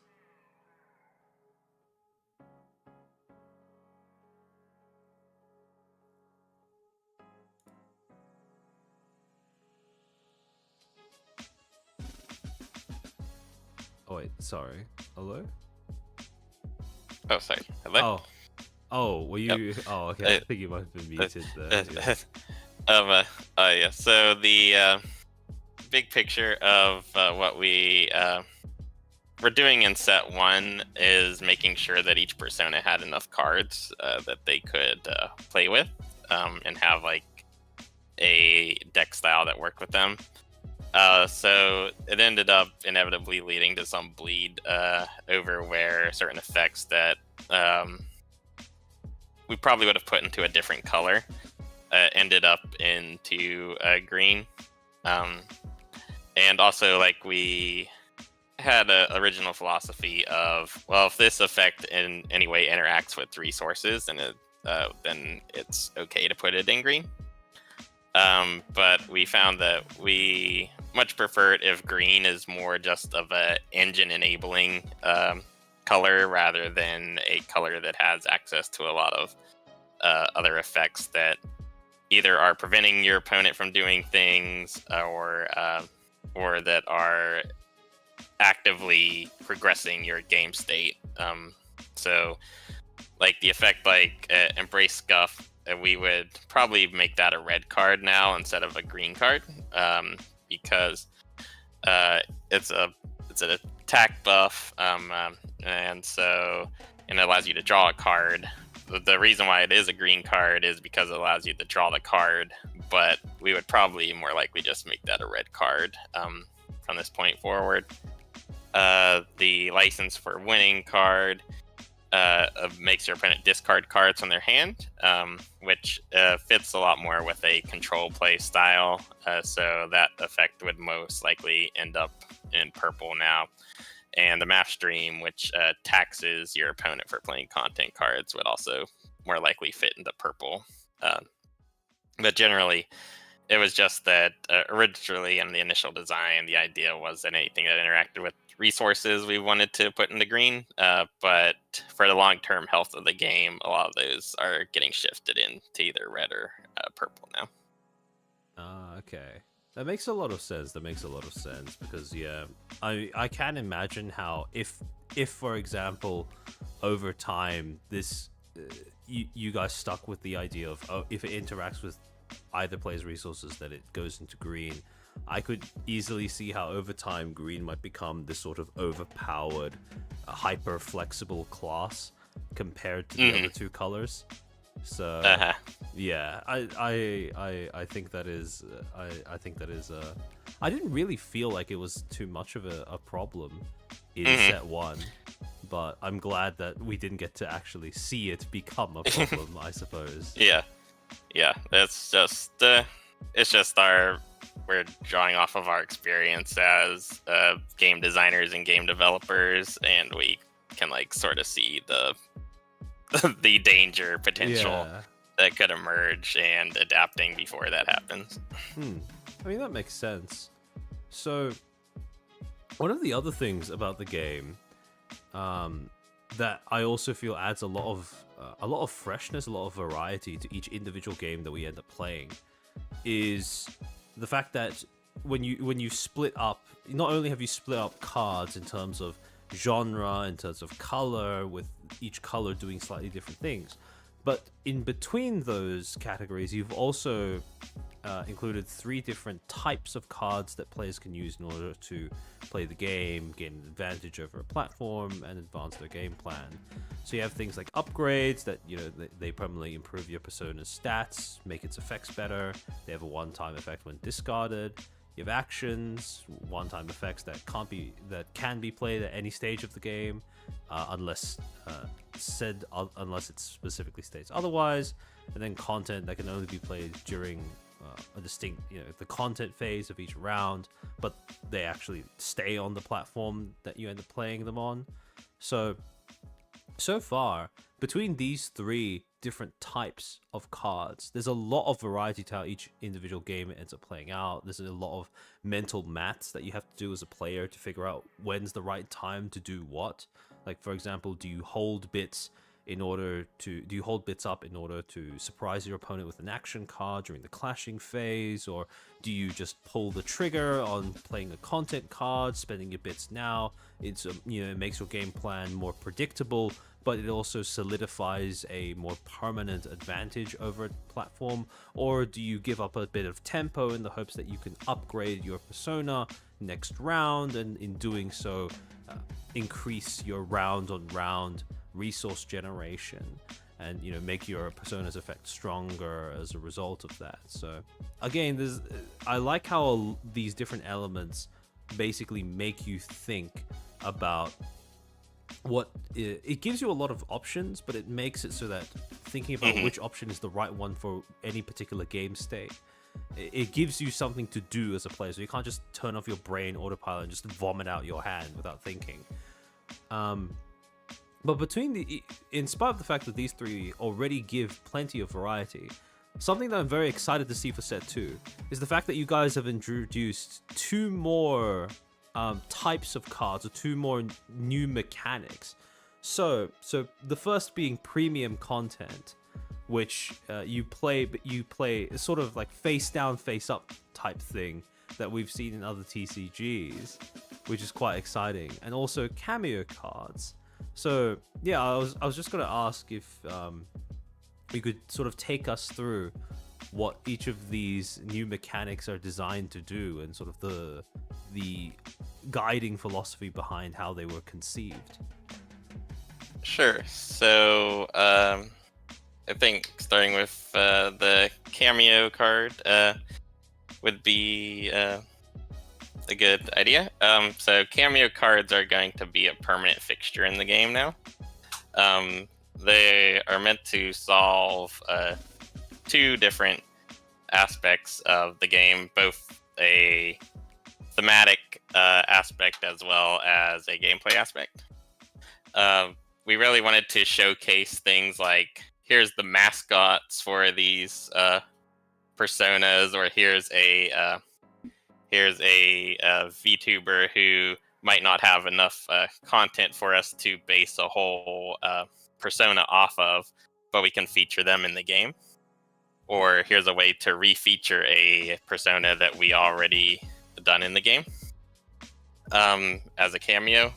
So the idea was that players are naturally going to want to have access to more exciting characters they can play with, and just represent aspects of a character's lore that they wouldn't normally have access to if we didn't include cameo cards in the game. So that's from a lore perspective what the cameos are. As far as a gameplay mechanic, the way that cameos work is that each persona can have up to 1 cameo attached to them at a time. And you play the cameo, attach it to your persona, and it modifies your persona's bits and influence that. And at any time, you can play a new cameo to replace your previous cameo that you have there if you wanted to play multiple cameos in your deck. They're sort of like an additional stat buff upgrade type thing that works in addition to upgrades, but they replace one another. Yes. There was there's a little bit of a strain in the in set 1 only meta where drawing your upgrade is very important. Yes. Otherwise, your strategy can fall behind against your opponent. And to solve that issue, we wanted to give you a different way where you could modify your persona in your game, either as a alternative strategy where you just focus on playing cameos instead of upgrades, or if you mix them together and have both upgrade and a cameo in your deck. And we also wanted to make sure that they weren't just going to be dead cards in your hand if you already had this same cameo in place. So we ended up moving the discard effects from content cards to the cameos. Okay, that makes sense. I'm very excited for this one specifically, Becco Jennings, because it is a purple experience cameo card that costs 5 bits, adds one bit generated per turn to your persona, adds 1 influence to your persona, but also has the additional effect of negating the abilities of all opposing personas on this platform, which I assume that means it cancels out things like clash rewards or self buffs. So yes. Oh, okay. So that sounds insane to me. But the Uh-huh. fact that it is purple and experience, meaning that Tenma can play, is the thing that really makes me I'm very keen to use this in my decks, because that means it also has the discard effect of moving your persona to a different platform mid clash. Uh-huh. So Yep. this is going to be Yeah, I'll this is going to be an auto include for me at least. 3 of in every deck for sure. Yeah, I think it'll be really exciting to see what impact this card specifically has on the metagame. It's you can use it to counter the a lot of different decks based off of what persona your opponent is playing as. But Tenma also has access to it, so it'll be fun to see whether or not this card ends up being a Tenma killer or a Tenma gets even better Yeah, card. Tenma So killer or it'll be fun. Tenma steroid, I guess. Uh-huh. Um, uh, so yeah, that one's a lot of fun though. I can't wait to see And what the one other note, cameo cards are. If this one is, yeah, if this one's like this. yeah. Um, there's also another rule for cameo cards is just like with upgrades and content cards, you can only play them during the platform phase, so you can't, or sorry, during the content phase, so you can't play them during the platform phase to It would play be them pretty as a broken if you could action. surprise your opponent with 5 bits. Now you have no abilities on your persona. Enjoy. Yeah. Yeah. We originally were playing with them where you could have any number of cameos on your persona. The main reason why we ended up not going down that route is just actual physical gameplay feasibility. Okay, yeah, that makes Just sense. Because because you have like a pile you of have cards to. on top of your persona, that will be a bit difficult to go through. Yeah. Yeah, and because Oshi Push has this unique aspect where you're moving your card around to different locations, it was just burdensome to have to also move all of these around as well. That makes sense. That makes sense. The premium content card is the featured mechanic of hidden links. So right now it's a set exclusive mechanic. And what it does is whenever you play the content card, instead of showing your opponent the content card, you spend 2 bits and you play it face down as a 3 influence content card. And then they each have a flip condition, which, based off of some sort of board state or game state, you're allowed to flip the card.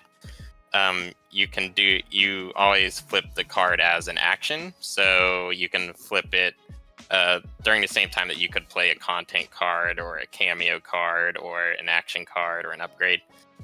So they're available to be flipped during either the content phase or the platform phase. And once flipped, do they stay flipped? Yeah. Once they're flipped, they stay flipped. So they have a permanent effect on the game. We really liked the gameplay loop of like, oh, I got these secret traps for my opponent that they have to. I was about to make that comparison to Hearthstone Secrets as well. Yeah. Yeah. I think like these secret traps that start out as a content card, so they have value even whenever they're face down. But once you flip them face up, they have some game altering effect. We thought was a really fun and exciting effect to have in the game. This is also something that I'm very excited for, because secrets in Oshi Push is not something that I've considered before, but I wonder how this is going to interact with the 1 action per turn type thing that the game is built that the game is built with in mind. Because sorry, I think I interrupted you. Yeah, so flip cards are count as your action for the turn to flip them face up. Oh, if okay. You want to. Yeah. So let's say, for example, with this card, Gamer Gene, it says it says premium content, play face down as a 2-bit content card with 3 influence. I'm assuming when it's face down, it doesn't have color or genre. Correct. Yes, it doesn't have any color or genre while it's face down. Ah, okay. So it's kind of similar to Morph from Magic then, in that case, I guess. Then it says flip condition. An opponent has a content card with 4 or more on this platform. So I'm assuming it doesn't automatically flip the moment your opponent plays a 4-cost card. Like they have to have one on Correct. the field. Then during your turn, you decide whether you want to flip it over or not, and then that's your action for that turn. Yeah, and you don't have to flip it up immediately after they do the thing. You can okay. do it anytime you want. As long as the condition is met, you can flip the card, and if you don't want to, you can just keep it face down for whatever shenanigans you're planning to unleash on your opponent. So your opponent could, theoretically, your opponent could play a 4-cost content card. You can then pass your next turn, they can pass their next turn, and then you move into clashing. And then during the clash, you choose to flip it over, surprise your opponent. Okay, Correct. this 3 influence is actually a 10 influence. And then, okay, I see. That's a pretty cool mechanic. That's a pretty cool mechanic. Yeah. Like I said before, like Oshi Push has a really strong take that ethos, which to me just felt like natural for VTuber space, where you have VTubers trolling each other during their streams stuff. Makes sense. So it felt like a perfect mechanic to put into the game. Both of these sound like great additions to spice up the gameplay loop of Oshi Push. So I'm very much looking forward to seeing what the what the other cameo cards for this set are going to be, and what the other premium content cards are going to be. Yeah, and I think like during one of the streams where you were playing Oshi Push, and I mentioned that Michiru was going to get a buff in the next set. That's what this you meant. Was the mechanic. Okay. That I meant because all of these are have a 2 cost, so all of your all of your premium content cards play into her ability. That's genius, actually. I didn't even think about the fact that all of them count as 2 costs before you flip them over. Yep. Wait, so so does that mean that there are premium content cards that have in the top left, let's say 4 or 5 or 6 or whatever, but they still have the premium content effect that allows you to play them as a 2 cost? They're all 2 cost content cards. Oh, they're all 2 costs. Okay. Yeah. Interesting. Okay. So now that makes a lot more sense as to why you said Michiru was going to be much better. Okay. So, actually, one thing I wanted to ask as well: how does premium content interact with, let's say, level 2 Naked Club that allows you to play something directly from your trash without paying its cost? Sure. So that would allow you to play the premium content card. Premium content cards always come into play face down. So even if your opponent knows what it is, you still play it face down. So if you play that card, you would play those premium content cards as 0 cost cards. You need to play them face down, and have the wait until the trigger condition happens when you could flip them up. Okay. So, alright. So if you use level 2 Naked Club on 2 premium content cards, let's say, they both enter into play. They are, each of them are 2 costs, so they take up 4 out of the 5 that level 2 Naked Club allows you, and then they are both 3 influence 2 cost content cards until either of their flip conditions are met. Yep. Okay, that makes sense. Can you Kuruku asks in chat, can you premium if the card isn't premium? I'm assuming you mean can you play cards face down even if they don't have the premium effect? I'm assuming the answer is no, because it's specific to the mechanic, I'm guessing. What was the question? Would you be able to play non-premium content cards face down at some point? No, you can only use it with the premium content card. Okay, that makes sense.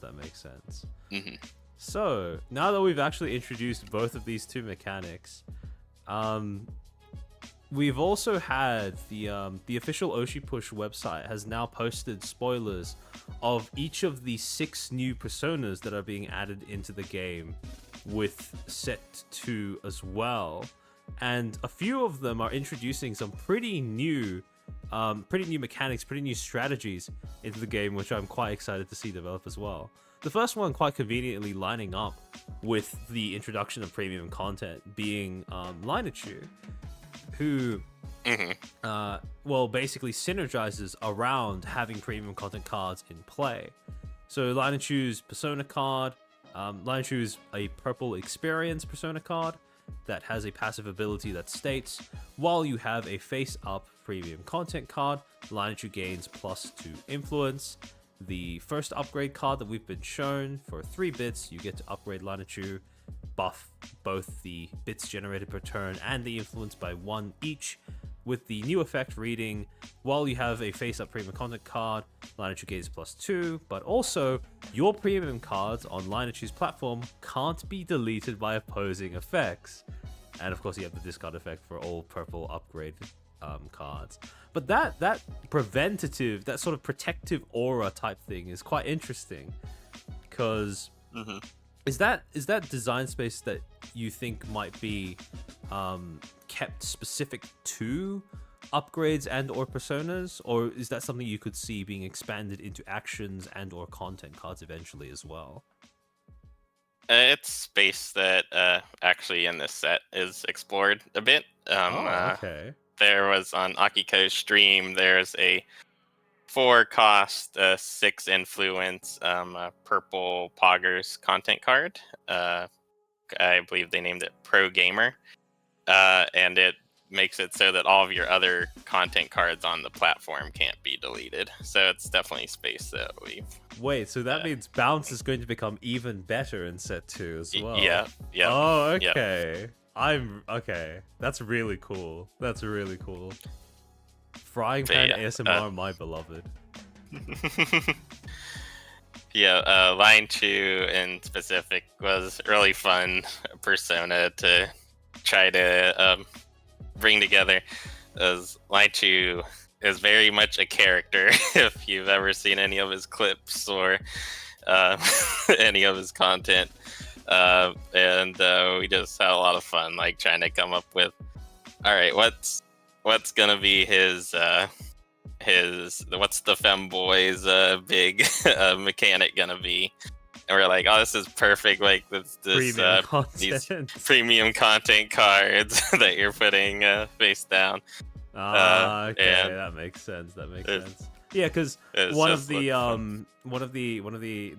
last card that's been spoiled for Lineachu on the official website is called 38 plus husbands, 3 cost Zatsudan purple content card with 5 influence, Lineachu exclusive, that says, when played, you may flip a face up premium content card on this platform face down. Now that's the part that I find very interesting. Not flipping it from being face down to face up, but rather the opposite, from face up to face down. So I'm guessing there are going to be effects among the premium content cards that trigger every time they're flipped face up, so that you would like to be able to recite. Okay, that makes sense. Yeah, one that I saw someone in the Discord get really excited about is a 2 cost experience.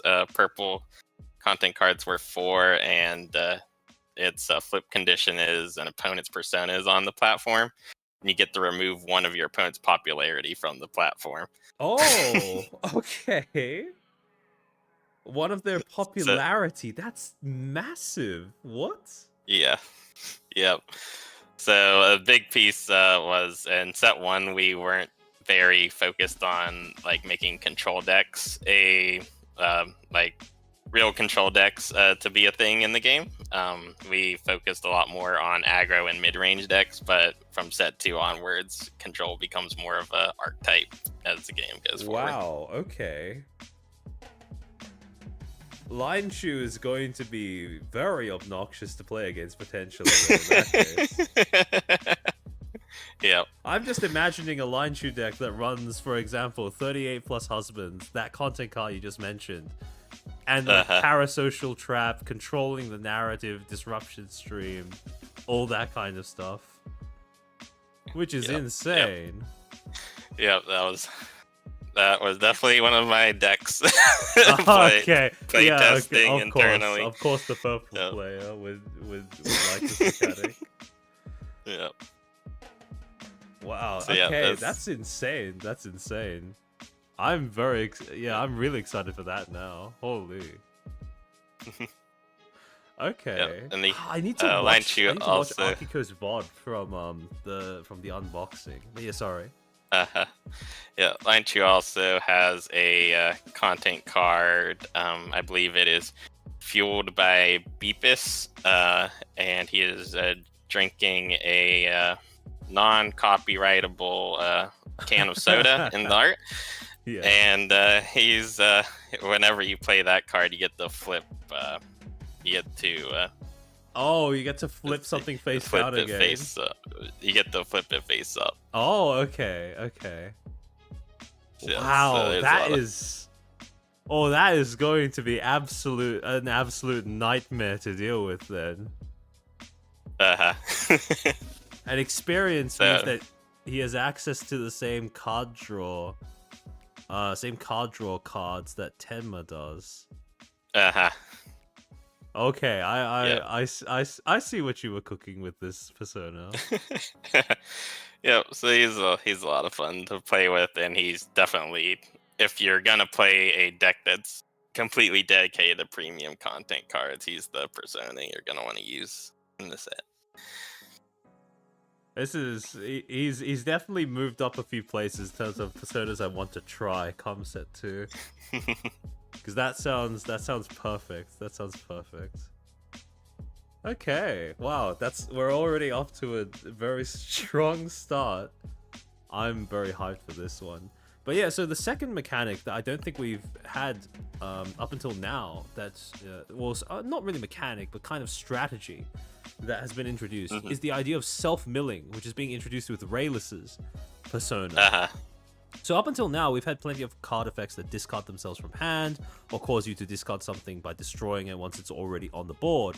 But we haven't had things that discard your cards right from your deck, right from the top of your deck. And that's something that Rayless is now bringing into the game. So Rayless is a green creative persona card that states, Clash Reward, you may discard the top 2 cards of your deck.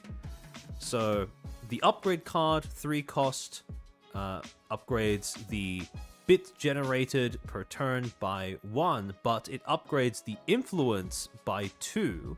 So it is similar to Tenma's tier 1 upgrade, I believe. And the effect states, when played, you may play 1 content card from your trash on a platform where you have no content cards, reducing its cost by 3.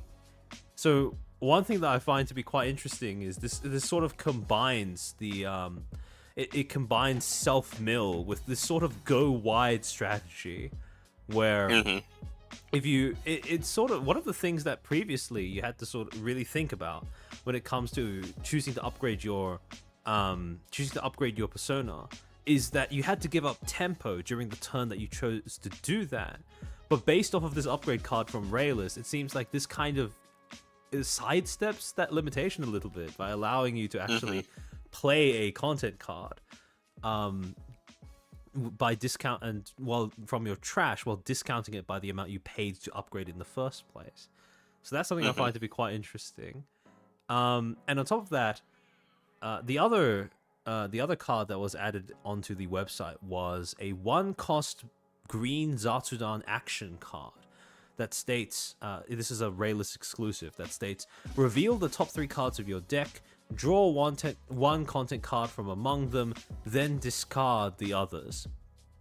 I imagine this is going to be a very, very strong card filtration effect, and based on the other cards that have been revealed from Rayless, you definitely want to get your trash as full as possible. So self-milling is a very I find it to be a very cool strategy. Though I do wonder with the fact that when you try to draw a card and you have no cards left in your deck, you auto lose. Would you consider an alternate win con, or is that design space that you would possibly consider like design space where an alternate win con is turning that from being a lose condition into a win condition, drawing a card while you have an empty deck? Yeah, that's definitely interesting design space. It would have to make sense in the context of the broader set that it got included in. But I wouldn't say there's any ideas that we're 100% opposed to seeing in the game. Okay. Yep. But yeah, when it comes to Raylus's design, I suppose, what was the guiding philosophy behind the introduction of self mill as a strategy into Pushy Push? Yep. So before we get too far ahead looking at these personas, like I said earlier, like we really focused in on making the personas very approachable and interact with the basic game mechanics in the first set. While set 2 really like showcases the direction that Oshi Push is ultimately aimed at and going in, which is that the personas are all playing into different spaces and how they play with the game overall. So as you saw with Flying Chew, he cares about the premium content effects, and with Rayless, he cares about filling up your trash with a lot of cards so that you can play them for free. A lot of the idea was this idea of he's the internet librarian, so he gets access to sort of like search old things to bring knowledge to people through his knowledge of the internet. And so milling the cards sort of represents him like searching for those cards to be able to play whenever he plays his upgrades. Okay, very interesting. All right, so I like how that mechanic ties into the thematics of his brand and identity as well. In that case, yeah, that sort of I like how it sort of it combines with it's sort of the same thing as gaining knowledge in a way, like gaining information and gaining knowledge, but without going through the conventional card game conceit of gaining knowledge equals drawing cards. So the historian aspect being reflected through putting those cards into the trash is something I really like about the way that this is made. Yep. And yeah, it's a fun play pattern where you basically turn your trash into a second hand or as a resource for different things to play with. Rayless actually had a lot of reps through development to get the right the right effect for him. Because his upgrades used to at one point where there were activate ability, which just proved to be too good to be able to just keep doing it over and over each round. So we needed to find like the right space, and what we liked about the when played aspect is because there's no limit on how many copies of an upgrade you can play on your persona, it actually gives you like a reason to like replay your upgrade onto your persona. Oh wait, so you can keep, so even if you have one upgrade on your persona, you can play another of the same or higher tier upgrade on top of that. Yeah. Oh, I didn't know that. Yeah, and you can even quote unquote downgrade your persona if you want to as well. What, you can do that? Oh, I thought that wasn't possible. Okay. Yeah. Oh, so not only can you upgrade upwards, you can also downgrade as well if that's something you want. Yeah. So we really like this effect where he had a reason to play his other upgrades as well with the when played. effect on That's him. so interesting. Okay. Because yeah, that's not something we've ever encountered a use for before Mm-hmm. in set Yep. one. Okay. I was under the impression that you couldn't do that, especially the idea of downgrading a persona is not something that I've considered before. Okay, that's real. That's really interesting. Okay. Wow. Okay. Sorry, my mind is just kind of blown with that concept. Yeah, yeah. There's not. You don't see too much of a reason to do that in the first set, but something that we picked up on was giving more reasons to play the middle upgrade in your deck, and also more reasons for why you would want to repeatedly play upgrades as well. That's true. That's true.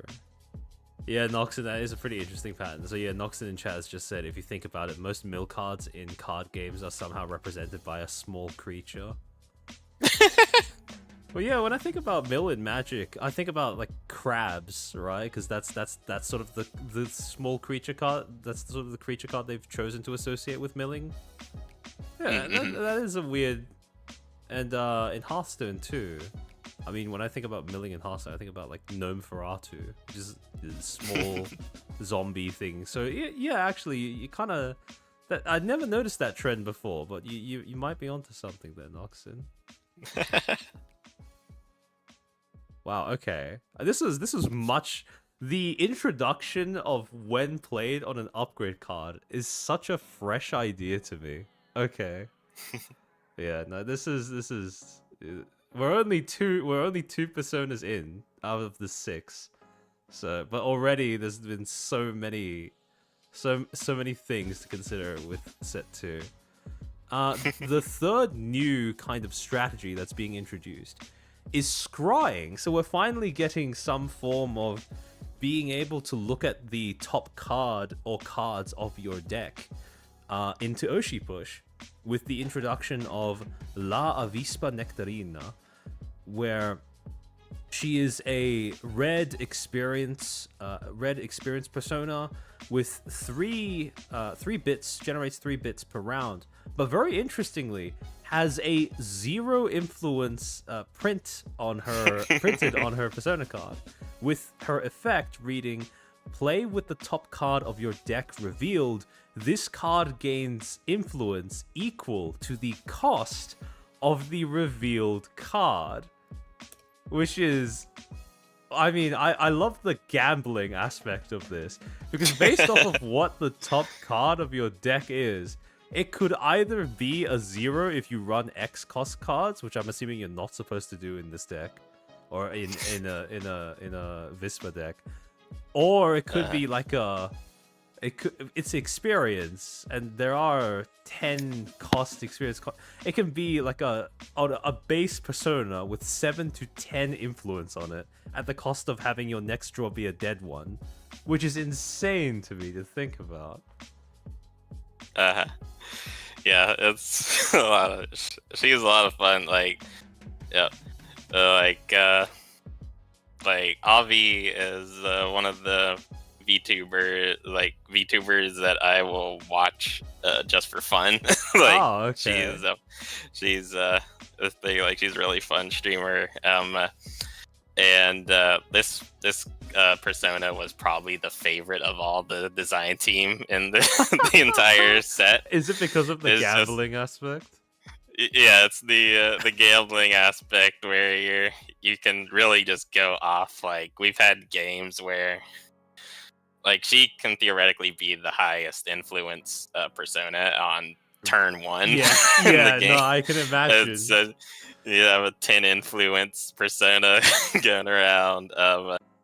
It just created this fun aspect of, like, you have your card face up, you see it, and you're trying to manipulate your deck to get which card you want on the top to sort of cheat it so that her influence can always be really high.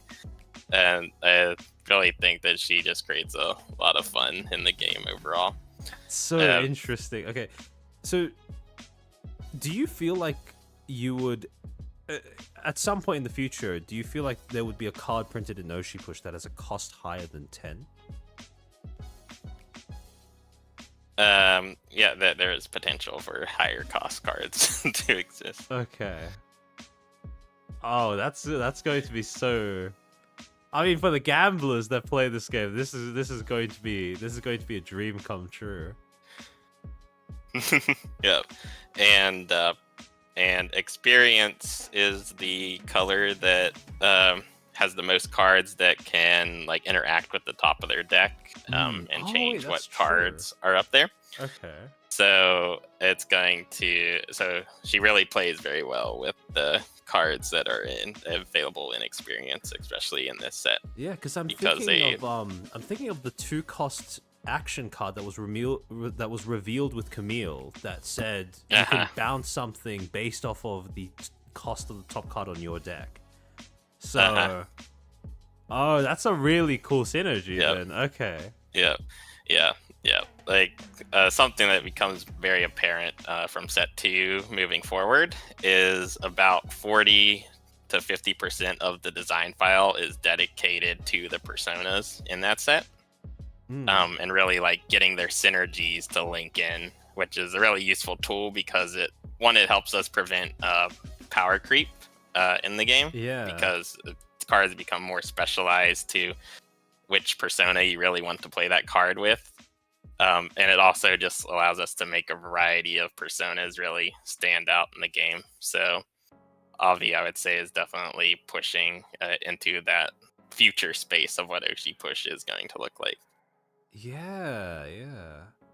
And actually, sorry, let me just go back and take another look at Rayless and Line Shoe. Yeah, this is the first Persona card and first upgrade cards that I've seen that doesn't have a discard effect. That is a graphic design error that happened post us handing the file over okay. So it is supposed to have a discard for +2. So yeah, Avi does have the discard to get +2 influence ability on her. Okay, interesting. Which I'm sure Japanime will address at some point. Yeah. Do you think it's possible that in the future we might get designs where upgrade cards forfeit their discard effect in return for stronger when played effects, for example, or a stronger passive effect, or a stronger stat buff? Yeah, I could definitely see exploring that space in the future. We do like having the discard effect so that you don't have a dead card in your hand, but there's definitely room for breaking the rules whenever we feel like it is warranted. Okay. And then the final card that was revealed with Avi is a 2-cost red experience content card with again variable influence, but it says it's an exclusive, goes without saying, but it says this card's influence is equal to your persona's influence. So it's a real feast or famine in terms of depending on what the top card is. If you have, it's so insane to think about the potential turn 1 plays with Avi depending on what's on top of your deck. Because let's say you have like a 7 cost on the top of your deck, turn 1, and you start off with 3 bits. You could, in theory, have up to 14 influence on one platform and still have 1 bit left over to do something else, which is crazy to think about. Yeah. And as you can see, we were very aggressive with her bits on her upgrades so that she could play those cards that she's revealing. So her first upgrade, she gets 5 bits per per refresh phase, and her biggest upgrade has 7 bits on a 7 influence persona. So she definitely got bumped up in how many bits she was generating to make up for that. Is that the highest amount of bits generated per turn relative to cost to upgrade of any upgrade card in the game.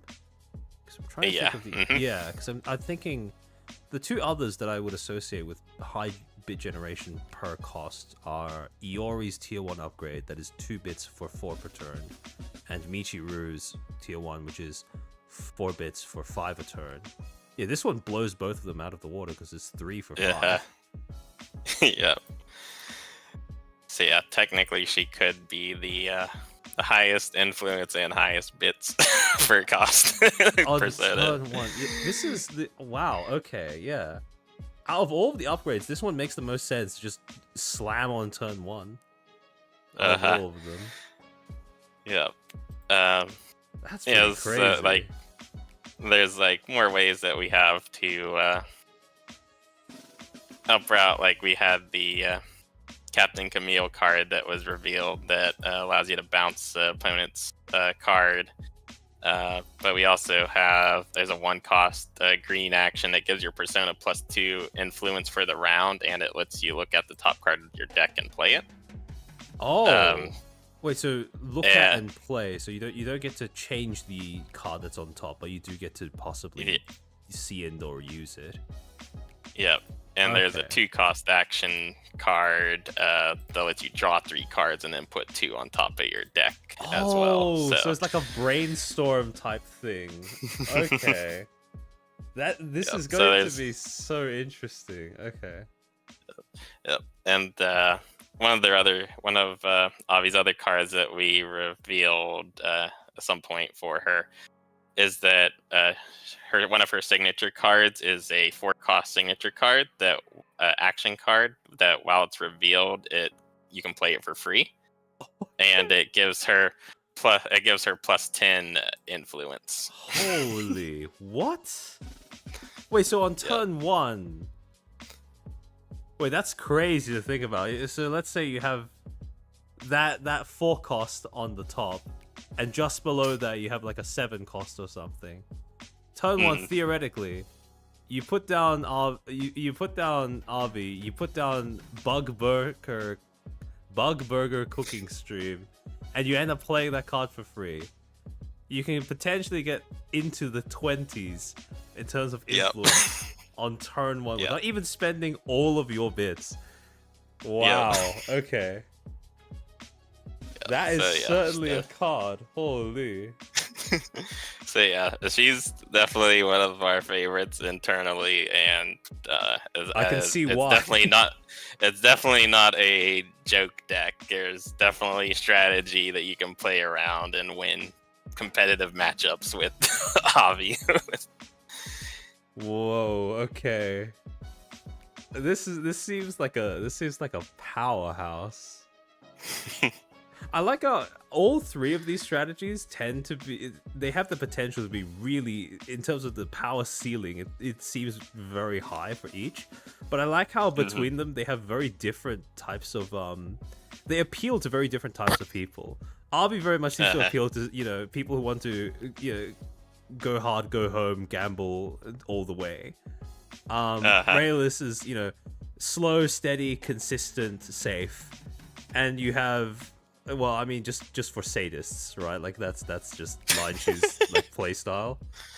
But yeah, 3 very different appeals, but all very, very effective at doing whatever niche thing they end up doing. So this set is shaping up to be a real banger. So yeah, those are the 3 actual new strategies, I suppose, that we haven't seen before when it comes to how Oshi Push plays. But the next 3 personas kind of build on top of existing mechanics that were introduced in set 1, but perhaps aren't as fleshed out.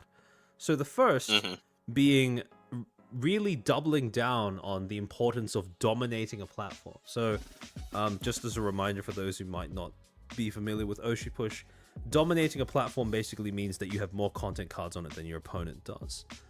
And the new persona that has been added into the game, Captain Camille, really emphasizes the importance of that particular game state.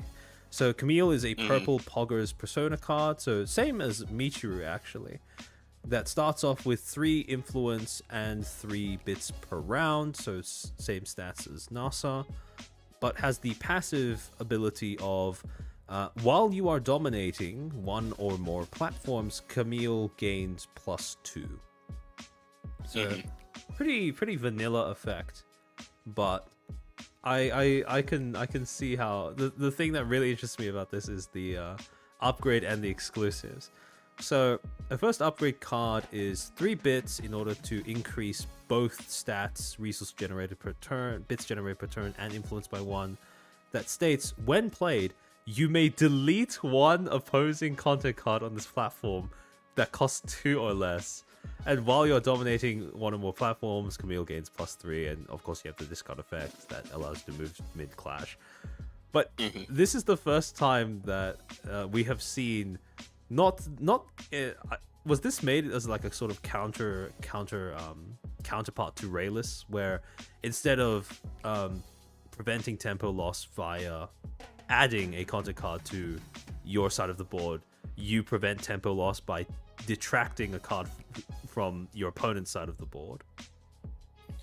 Yeah, it was trying to take a different angle with what dominating Makes a does. lot of sense. Makes a lot of So, sense. so it was like, all right, well, Poggers cares about dominating platforms. What if the purple cares about uh, dominating a platform? Just Well, deleting your it's opponent's cards yeah, to dominate. yeah. So it's less about you need to rush the board with content cards and more of you just need to at least have one more than your opponent does on the platform. So interesting. Okay, so people now have the option of playing this instead of it's slightly less flexible than Desk Slam because Desk Slam can hit 3 Hmm. costs, but Uh-huh. it has the benefit of actually increasing your persona stats permanently as a result. Uh-huh. That's a very interesting trait, and it also has the added flexibility of having a discard effect on top of that. So Yeah. this is Yep, this this is is going. another. I imagine that the tier 2 upgrade for Camille is going to have a similar effect, but with a higher threshold as well. Yeah, she is a 7 cost, 5/5 that gets +4 influence if you're dominating and deletes content card with cost 4 or less. Ooh, okay, okay, that's fascinating. Okay, it's going to be so interesting to see how how upgrade cards that have a way of softening the tempo loss from playing them end up impacting the way that the game is played as well. Mm-hmm. Huh. Yeah, I'm just imagining how that's going to function on the board when these cards actually get added into the game. And Yeah, it'll be really interesting. yeah. Because there was a conscious effort for us to make the playing upgrade not feel as bad as a tempo loss. Oh yeah, for So it'll sure. be interesting. For sure. Camille also has the potential to be slightly above par when it comes to influence gained by playing her upgrade, depending on whether you're dominating or not. Because instead of being a 4/6, like most other 3-cost upgrade cards are, she has the potential to be a 4/7 instead. Mm-hmm. Huh, interesting. And yeah, the last card that was revealed on the website that was attached to Camille is an exclusive purple Zatsudan content card that costs 5, has 6 influence, and states, while you are dominating this platform, you gain +3 influence at each adjacent platform, which is very interesting because I don't think we've seen an effect like this where you don't actually have to have anything on another platform in order to have influence on it. So this is perhaps the best turn 1 play you could have if you're able to somehow ramp yourself up to 5 bits on turn 1. And the other thing really is, I like this because it puts emphasis on the positioning that you choose to start with. Because obviously the optimal position to be playing this card is when you start in the middle and when your opponent is there too, and you're able to dominate the platform. But Yeah, no, I think this is going to be the card that teaches a lot of new players how important positioning on turn 1 or 2 Uh-huh. or 3 is. Yeah. Yeah. Yeah, it'll be really interesting to see how she interacts with the meta going in. Yeah, removal cards that can target things that. Oh, I like how you guys have made it so that it gets removed by Vomit Drawer though. So it's not too Uh-huh. much of a threat. So you can Hmm. still get rid of it relatively Yeah. easily. Yeah. Okay. And the fact that it only has that effect while dominating also means that you have the option of removing the presumably other smaller cards that you're going to be playing alongside it in order to trigger its dominating effect. So, Hmm. okay, yeah, it's strong, but it's far from having limited or even no or even limited counterplay, which Yeah. is very good. Okay, so yeah, so in set 2 we're gonna be seeing more emphasis on dominating as a priority for purple, I assume. Which I'm guessing this is also going to end up benefiting Michiru. It's going to end up benefiting NASA, or really any persona that already has an interest in running cards like Sweaty Gaming Uh-huh. or Toxic Gaming. Yeah. So yeah. Yeah, she definitely fits into that Poggers purple, more mid-range role. And she's has access to the pinata card that got revealed, and Yeah. also Big Cheese from set Oh, this one. is So this is going to be insane. Okay. Wow. Oh, yeah, I didn't even think of that. So Iori is going to be getting a massive buff from this as well for mhm, this set. Huh. yeah, That's very exciting. The fact that Pinata can be reused using Halloween special is also something that has not escaped. I actually I had this brought to my attention by Morlington because Halloween special is his favorite card. So yeah, uh-huh. no, it's shaping up to be very. I sound like a broken record, but I really am very excited for this set now that I've seen some of the cards that you guys have Uh-huh. added in. So the next existing strategy that is getting more support in set 2 is weenie support. So previously, the only persona that really had an emphasis on playing low-cost content cards was Michiru. But now we're getting a Mhm. second persona card that has an emphasis on that as well in the form of Eden. So Eden is a red Poggers persona that starts off with 3 bits per turn, 3 influence, but has a passive that says your content cards with your content cards that cost 4 or less on this platform, so whichever one Eden's on, gain +1 influence each.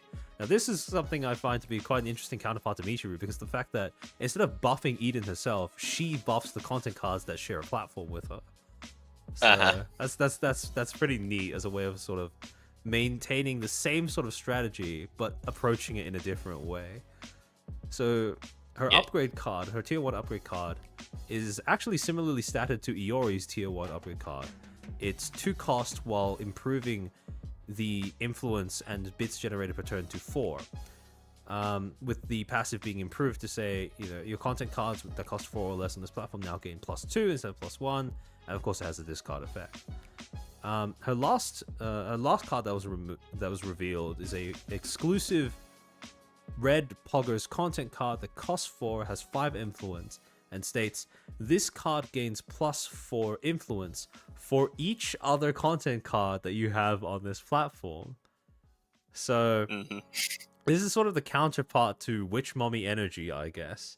Yeah. But yeah, no, this is I think it's an even stronger version, isn't it? Because it gets +4 instead of +2 for every content card you have, and it doesn't discriminate between content cards that cost 3 or below. It's just any content card on the same Yeah. platform. This is Yeah. going to Yeah. make oh wait, no, not Witch Mommy Energy. Wait, is it Witch Mommy Energy? Which one's the card, the action card that moves all of your content to the same platform again? Are you thinking of potion or Oh no. something I else? think there was an action. There was a. I think I can just find it if I go on to. Um. Oh no. It's the other one. It's the other one. Oh, Ada. Yeah. Ada. Yeah. Yeah, this is Yeah. going to synergize really well with Ada, right? Because then you could just Mm-hmm. all of a sudden buff it to like a 20 influence or something in the middle Yep. of a clash. Yeah. Yeah. She was definitely like we really wanted to emphasize. All right, here's a aggro persona. It's like as aggro as we could possibly That get, makes sense. and That makes a lot of sense. so we really focused in on her collecting a lot of small content cards, and like if you see like her art on like on the card that's called Convenience Store, or the pinata card, and it has all of her fans represented as little creatures that are represent her fans. It really came together really well, like that aesthetic of like, Oh here's yeah, my for sure. swarm of, of characters. Oh yeah. Oh, cause small creatures weenie strategy. Okay, yeah. I see what you're getting at. Okay. Mhm. Damn, this set has really come together pretty well. Oh. Okay. I'm interested in seeing how Eden ends up stacking up against Nasa and Michiru when it comes to how she plays out as an aggro archetype. Mm-hmm. Because Nasa is, I think right now Nasa is by far the strongest aggro archetype that exists in the game. Mm-hmm. So yeah, I'm interested to see how Eden ends up comparing to those two that are already in. Yeah. Yep. Also, you were talking about Ara. Eden also has a 2-cost action card in the set that allows you to move any number of your content cards with cost 4 or less to any platform. Oh, okay. Wait, So she definitely has a way to spread out her content if needed. That's insane. Okay, so that's like a more flexible and cheaper version of Ara in that case. Uh-huh. Oh, is that a Persona exclusive? Yeah, that's a Okay. Persona exclusive. Okay, yeah. Uh-huh. Oh, yeah, because of course it would be, because otherwise Ara would become obsolete. Yeah. That's really cool. Okay, so she can do the kind of go wide thing that Nasa does, while also doing the dominate thing that Michiru does. Mm-hmm. Okay, that's pretty cool. I can see a lot of aggro players getting really excited over Eden's introduction. Mm-hmm. But yeah, the final persona that's being introduced is Joel. So Joel, and this is go wide synergy that plus a little bit of making your opponent discard being sprinkled in as well, which I find to be quite fun. So Joel is a green Zatsudan persona. Now, immediately the thing that pops into my head is based off of the cards available in set 1. The persona that was in the best position to utilize kickback was Nasa, and she couldn't utilize it that well because she was purple in Zatsudan, and most of the kickback cards are green. But Joel being green Zatsudan is the perfect persona to slot in kickback cards with, and that makes sense considering what his clash reward is. So he starts off with 3 bits per turn and 4 influence. But his effect is clash reward, draw 1 card for each platform where you have 1 or more content cards, then discard that many cards. So basically, it allows you to cycle through your deck based off of how many platforms you have at least 1 content card on. And when you have kickback cards, naturally, kickback cards reward you for spreading out, even if you do end up losing the clashes that the cards are on, because they give you a certain amount of bits per clash that you lose on the platforms that they're sitting on. So this is the persona, I suppose, for exploiting kickback. And on top of that, most of the cards that allow you to move your opponent's tokens from one platform to another to delay the rate at which you lose platforms are Zatsudon, I believe. They're purple Zatsudon cards Yeah. as Yeah. well. So that's even more synergy with this archetype that has now emerged. So yeah, Joel's first upgrade card is 4 cost. Improve your bits generated per turn to 5, while staying at the same influence at 4. But now the Clash Award says draw 1 card for each platform where you have 1 or more content cards, then discard that many cards -1. So you net yourself 1 card. I'm guessing that the tier 2 upgrade is you net yourself 2 cards by the time you are done drawing. Yep. The tier 2 upgrade is that you just draw all the cards. Oh, you just draw all the cards. Okay. So it has the potential to be a sort of less consistent, but with the ceiling of being better than Tenma, potentially, of being able to draw 3 cards every Clash reward, which is again, kind of insane to think about.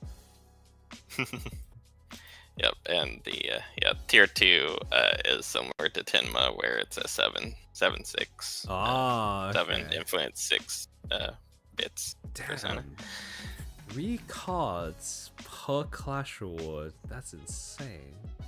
You could go from having no cards in hand to having 6 cards in hand if the only card left in your hand is some sort of platform hopper. So that's crazy to think about. But yeah, so the exclusive that's been revealed is a green Poggers action card that costs 2 and states each opponent discards 1 card from their hand, draw 1 card for each card discarded this way. So this card seems very much made for multiplayer Oshi push in mind as well. So we definitely made the effect scalable in multiplayer, but we also gave it a really good rate because we typically cost draw a card for an action as that card draw, but also force your opponent to discard for free. And this is repeatable through Halloween special as well. So. Yeah. So you basically get 4 bits worth of value out of a 2 cost action card. Oh, that's insane. This seems like I feel like in terms of green personas that could work as control archetypes, I think Joel potentially might be better than Tenma in that case at playing control, because of how consistently he can access discard effects, and especially ones that are repeatable through Halloween special. Because he can run this and License for Winning in the same deck. Yeah. Damn, okay. I can't wait to try this. I really want to make a green discard deck work. So... Yeah. We really wanted to emphasize that aspect of Zatsudan, which a core part of Zatsudan's design philosophy is to go as wide as possible. So this was a nice way to reward you by giving you cards in your hand as a reward for spreading out your content cards. Makes sense. Damn, we have so many. Okay, so overall, with the addition of these 6 new personas, we have 3 existing strategies that are getting more support, and we have 3 completely new strategies that I can't wait to see how they end up shaking up the meta of how this game is played. But actually, with the introduction of all of these different mechanics, I do want to ask, when it comes to how did you decide on which mechanics to introduce or which mechanics to receive more support during set 2? So one of our baseline goals was to fill out the rest of the color genre combinations in the second set, because not every possible color genre combination was introduced in the first set. So we made sure that every single color and genre combination now exists with set 2, so that opens up basically the widest possible range of deck building possibilities you have in the game. and we knew that we needed a persona that reflected the core new mechanic of the game. So that's why Line 2 interacts with the premium content cards, so that there's a new persona that reflects that new mechanic. And then we knew that we wanted to introduce more cards where you got to mess around with the top cards of your deck in the game, more of that sort of scrying kind of ability.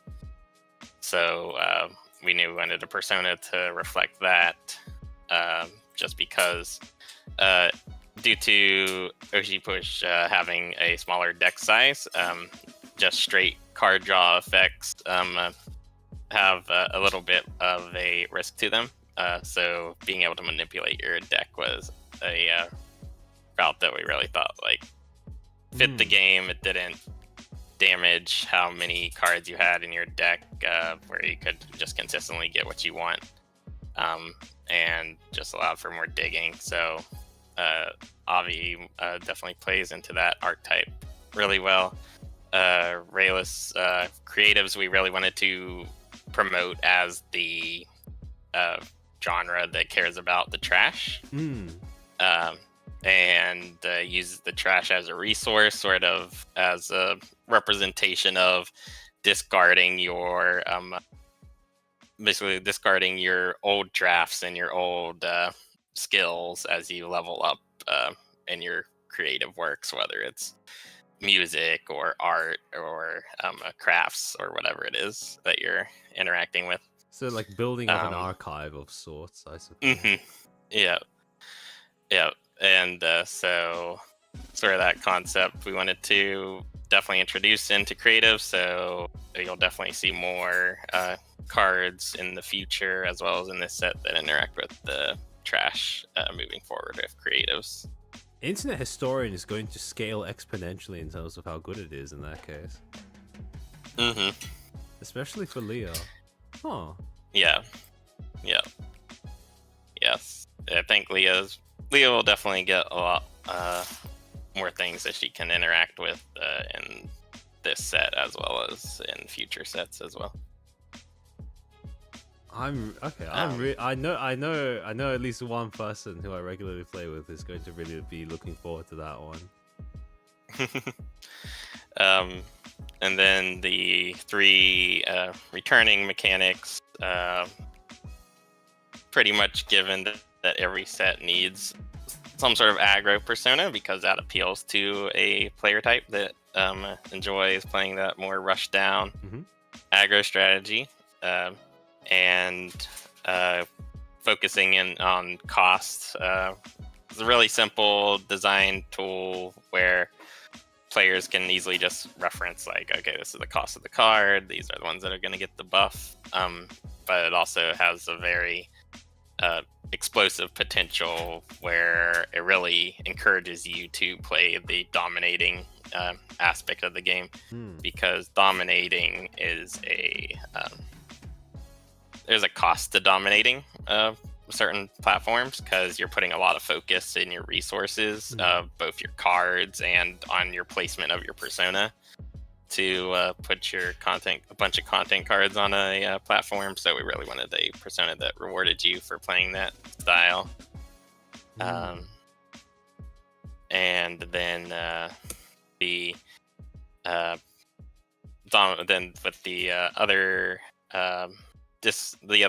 dominating ability with Captain Camille, we really wanted to just showcase another version of what a Purple's Poggers persona could look like, where you're leaning into dominating, which is just the core mechanic for the Poggers faction, and showcasing what that looks like on the purple side.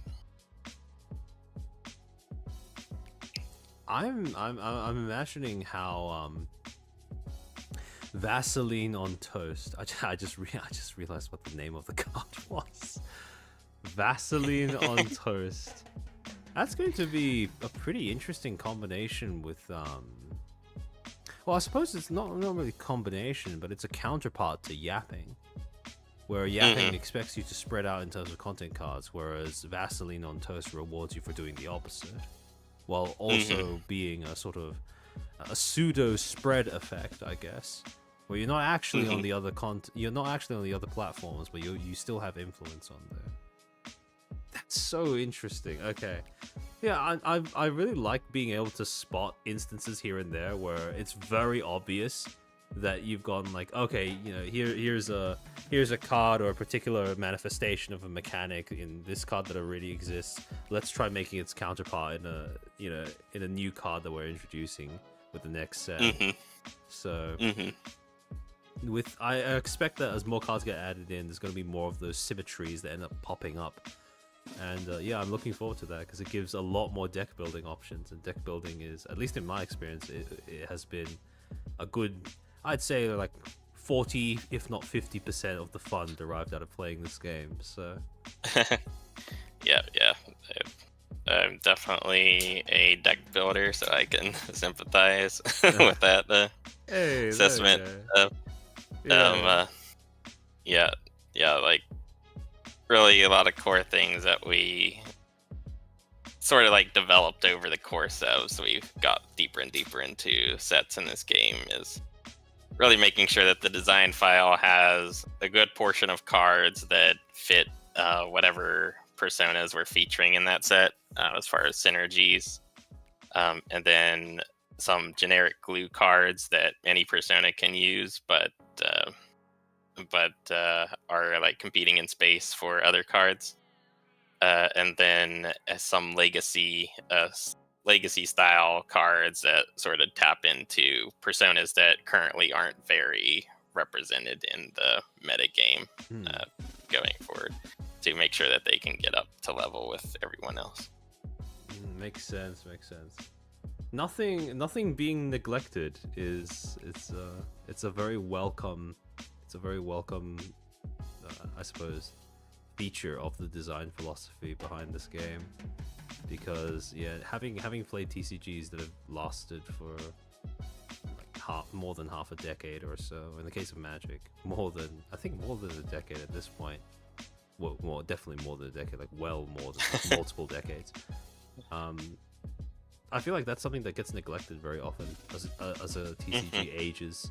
It's just like making sure that your older strategies or your older cards are not completely overshadowed, neglected, and left to gather dust.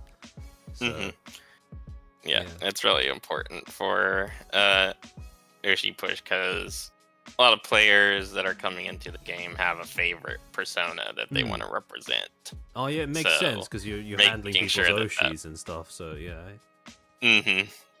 So being able to at least have a competitive chance with your Oshi if you're playing in a tournament, I think is very important for the long term of the game. Agreed. Actually, with the introduction of these three new mechanics, self-mill, premium, and scrying, were there any mechanics that you guys sort of toyed with introducing in set 2 but decided to drop in favor of these three?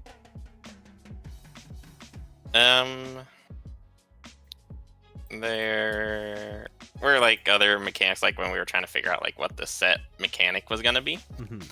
But can't get too much into detail of those because those may appear in fair future enough. Sets. That's understandable.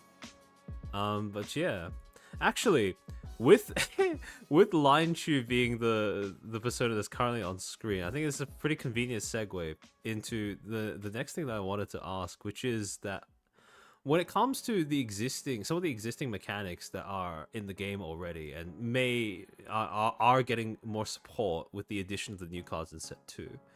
So there are a few, I suppose, strategies, synergies, mechanics that have the potential to kind of make at least one player's game unfun over the course of a single game. So you have things like floodgates in the form of like puzzling puzzle or math stream that end up gating what your opponent can play on a platform depending on how much it costs. You have discard effects like License for Winning, like Batsu Bracket, like Rage Game that are getting more support with set 2. And you also have token manipulation in the form of things like Gaslight or Oh, lurker raid. Hold on, let me unpin that message so I can see. Tactical raid. Welcome in, raiders. Welcome in. Hello, lurkers. Hello. Hope you had a nice stream, Banmin. But yeah, we're talking about Oshi push because Nick, one of the designers behind the game, has been kind enough to indulge my curiosity about how the sausage is made. So yeah, you have token manipulation in the form of parasocial trap and gaslight and basically Line Chew's entire gameplay personality from what it sounds like. But yeah, a few of these I do think have the potential to kind of inflict no fun on your opponent. So I wanted to ask, are there any sort of existing mechanics or strategies or whatever that exist in the game, but you don't want to be too dominant or too strong? Yeah.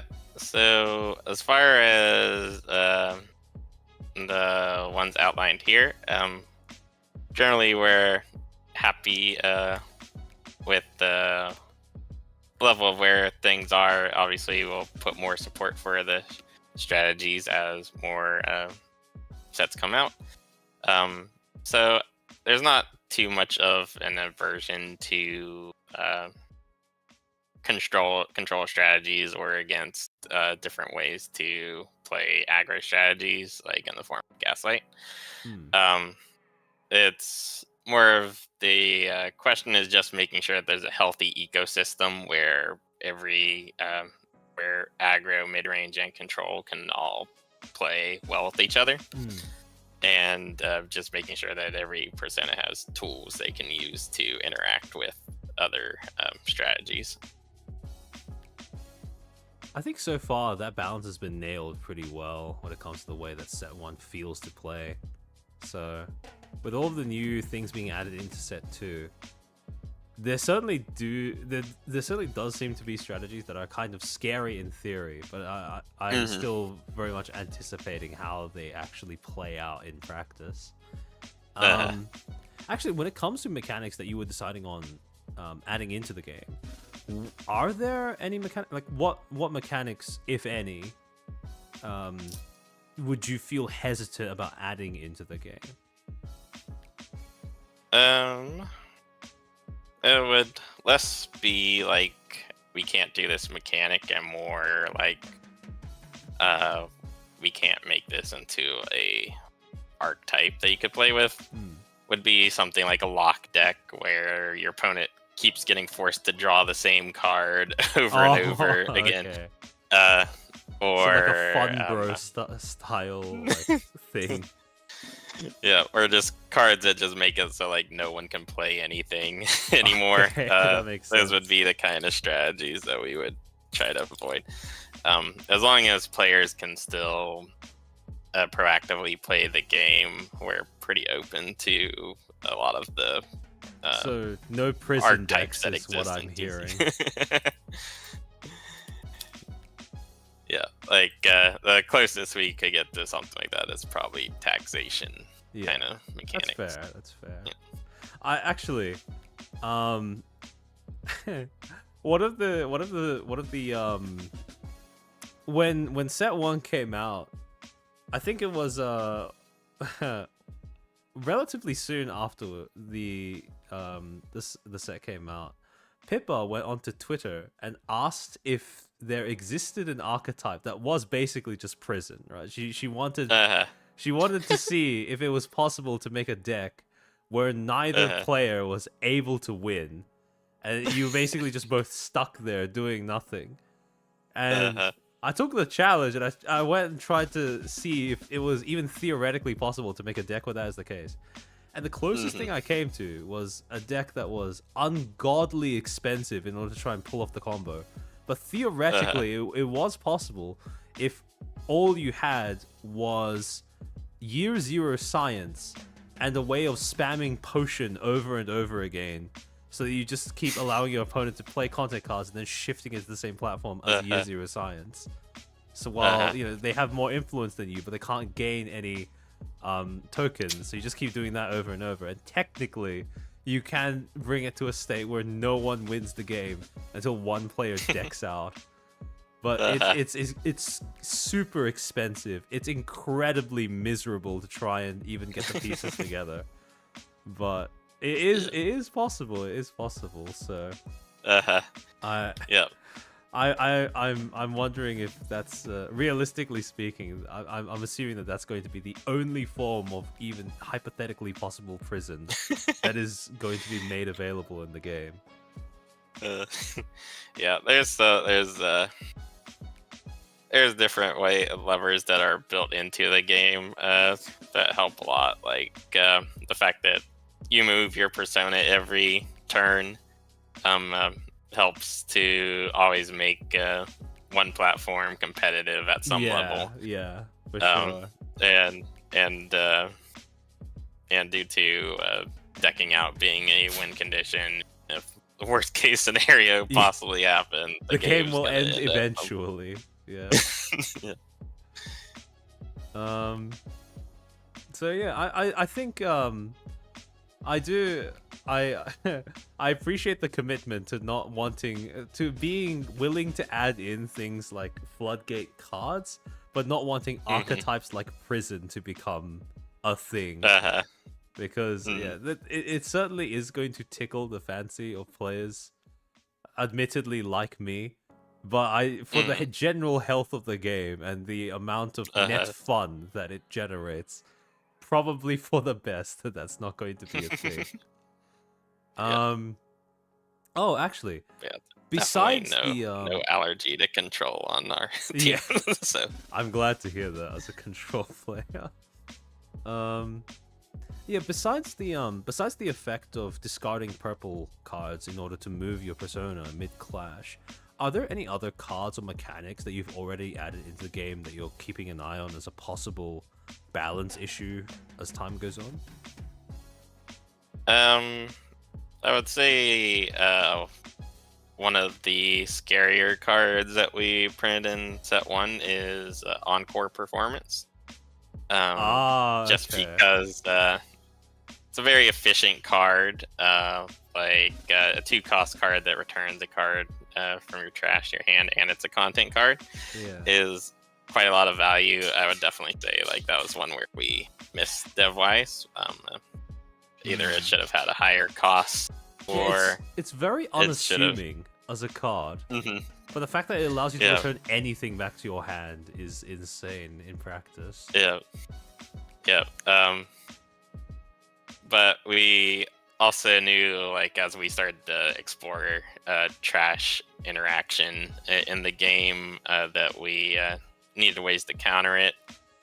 So, for example, in set 2, one of the cards that got revealed is a 3-cost 6 influence content card, which you can activate to put a card from a player's trash onto the bottom of their deck. And then also we have we do have trash interaction being printed. Yeah, goodness. So that card will help somewhat with the strategy against those strategies. And then also there's a 10-cost content card that basically resets the game. Okay. I can't wait to see what that looks like. But yeah, no, I was previously worried about things like, for example, being able to loop like Frying Pan ASMR and Encore Performance over and over again. But that sounds like it fixes the problem of it adds counterplay to that particular strategy. Yeah, that's generally how we tried to approach things, is to introduce counterplay into the game. Obviously, card games, like, formats are a really great tool for trading card games, and they allow people to like play what kind of styles they want to play in different formats. And there's always banning is an option in trading card games as well, but like I'm assuming that's trying like the to red button option. Yeah, that's like the red button option, and we rather have the obviously the big goal would be to just have a healthy ecosystem for the Oh game. yeah, for sure. But obviously, like I don't know a single trading card game that hasn't had cards Yeah. they had to do something about at some point. So it's definitely I something think we keep an eye on. being able to go is in your experience, from the outside looking in, as someone who has absolutely no background or expertise in the realm of card design, I would assume that something like 3 sets without needing a single ban is pretty good. Yeah, that would be a really high bar to pass, but I'm pretty sure that we can make that. But we'll have to see what set 2 and set 3's metagames really evolve out to be. In the event that you do choose to implement bans or restrictions as a balancing, as a last resort measure when it comes to balancing, do you feel like in the event that a card needs a restriction or a ban of some kind, would you do a generalized ban on the card, or would you start by restricting and or banning it on a per persona basis? It most likely would be a generalized ban or restriction on the card. I think that doing it by persona basis, it definitely has some upsides to it. Of certain personas can't abuse this card as much, so they're fine to have it. But it also creates player confusion where you're like, well, which persona is this this rule apply to? Which one doesn't? So I think we would most likely do more of a generalized restriction of some sort. That makes sense. Oh yeah, Hero in chat asks, do you foresee any of the older personas in set 1 becoming overpowered with the cards that are now coming in set 2? I don't see any of them becoming overpowered. I think actually like a lot of the underrepresented personas, or the ones that are like tier 2 or tier 3, are going to get a good boost out of the set. I think the tier 1 personas will definitely get some value, but I think like the personas that are not as played as much are going to get a lot more play after set 2.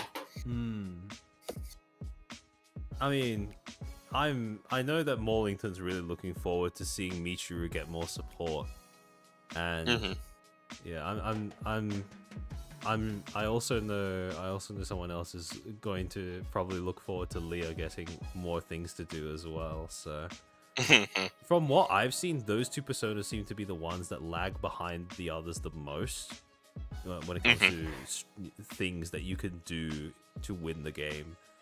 But yeah, no, this set 2 seems to be really exciting for those 2 personas in particular. Oh, actually, Noxon asks, are you holding off on any particular mechanical archetypes for future personas, or specifically the phase talents? Like, is there sort of design space that you are sectioning off deliberately in order to keep them reserved for future personas?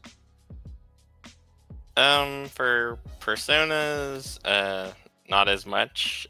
For card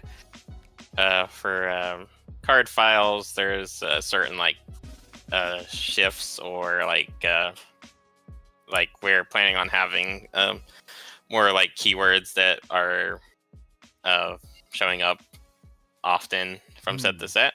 But we need to strategically choose which set to put that in. That has the they'll have a high enough chance to enter the most players' hands, so that it becomes more stabilized as a normal mechanic. Makes sense. Actually, I mean, I know that a lot of design effort goes into making sure that the cards that you create are actually going to be healthy for the game, like fun to play, but they're not going to break anyone's game experience. But I imagine that over the course of in trying to do that, sometimes I imagine you guys come up with absolute abominations in terms of card design.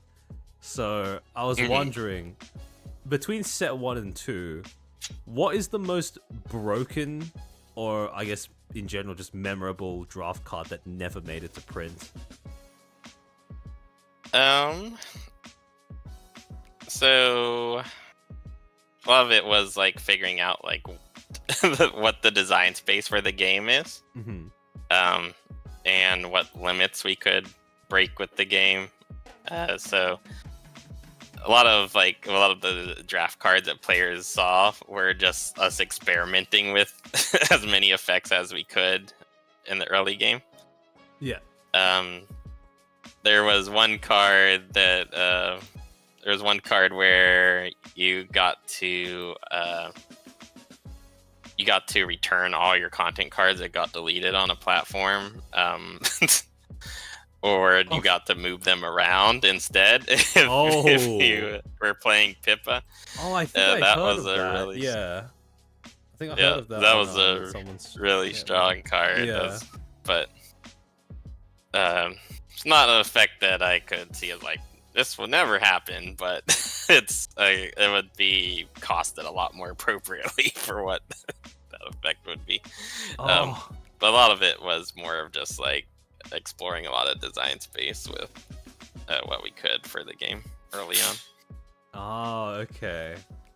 And that card that would allow you to just move stuff to other platforms instead of getting it deleted, that would be insane if it ever made it to print. Yeah.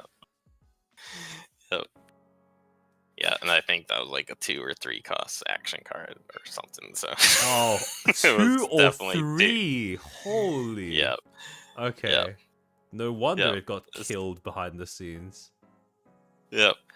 So yeah, a lot of cards are like we were just trying to figure out what the right cost to value to different things were, because with any new game you need to figure out what your metrics are for what's your baseline and build from there. Makes sense.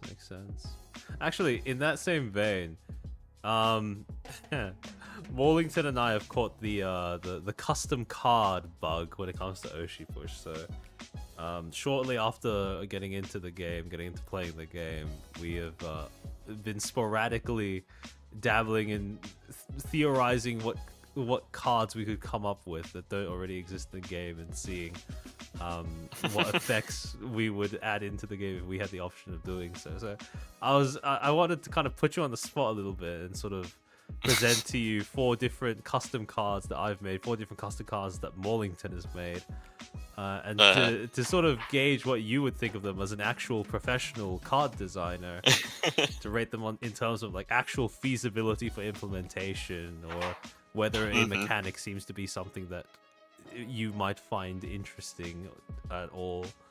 So yeah. So last time that I did a stream going into Oshi Push, I designed 4 cards around one of FaZe's other like sub-units, known as FaZe Invaders Wish.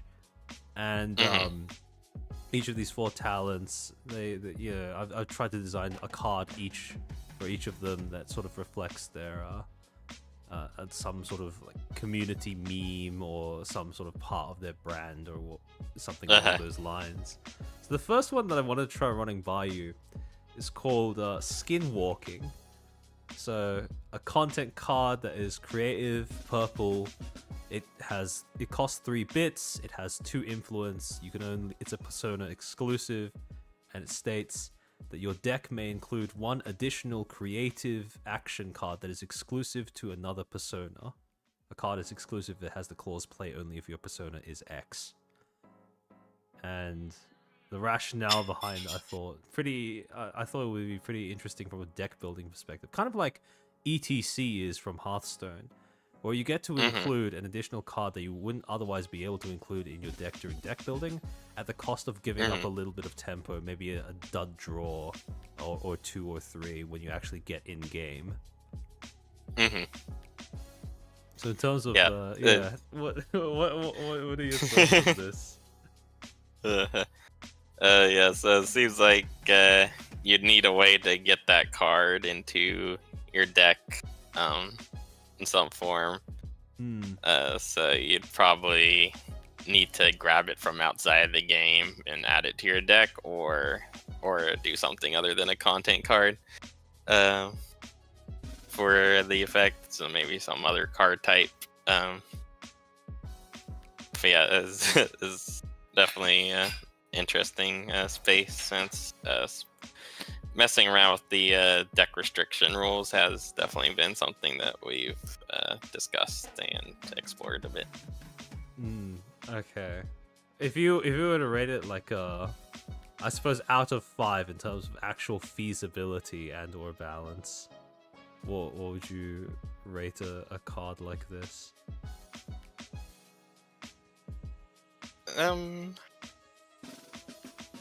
Yeah, so if you got to add the card to your deck when you played the content card, for example, I think we probably would potentially cost it more than a 3 for a grab of something, but like something like that I could see as feasible in the game.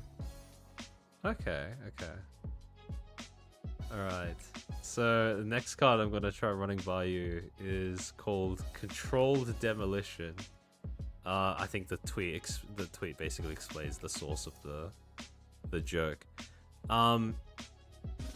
Purple experience action card, costs 4, Persona exclusive.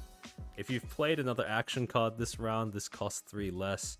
Delete a friendly content card that costs 2 or less. You may move a friendly Oshi mark from another platform to this one. Basically a token from another platform to this one.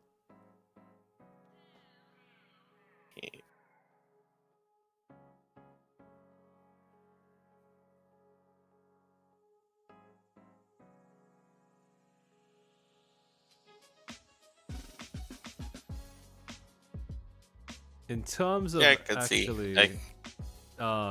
the context behind this is Ember is like her lore revolves around it has to do with fire.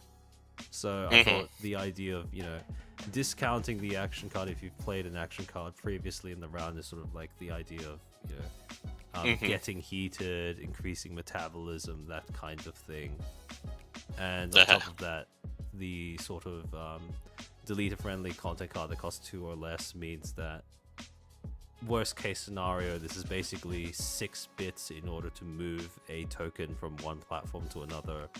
But if all of the conditions are met, it can be as low as 1 bit in order to do that same action. So it allows it to compete with effects like gaslight or cheese or something like that.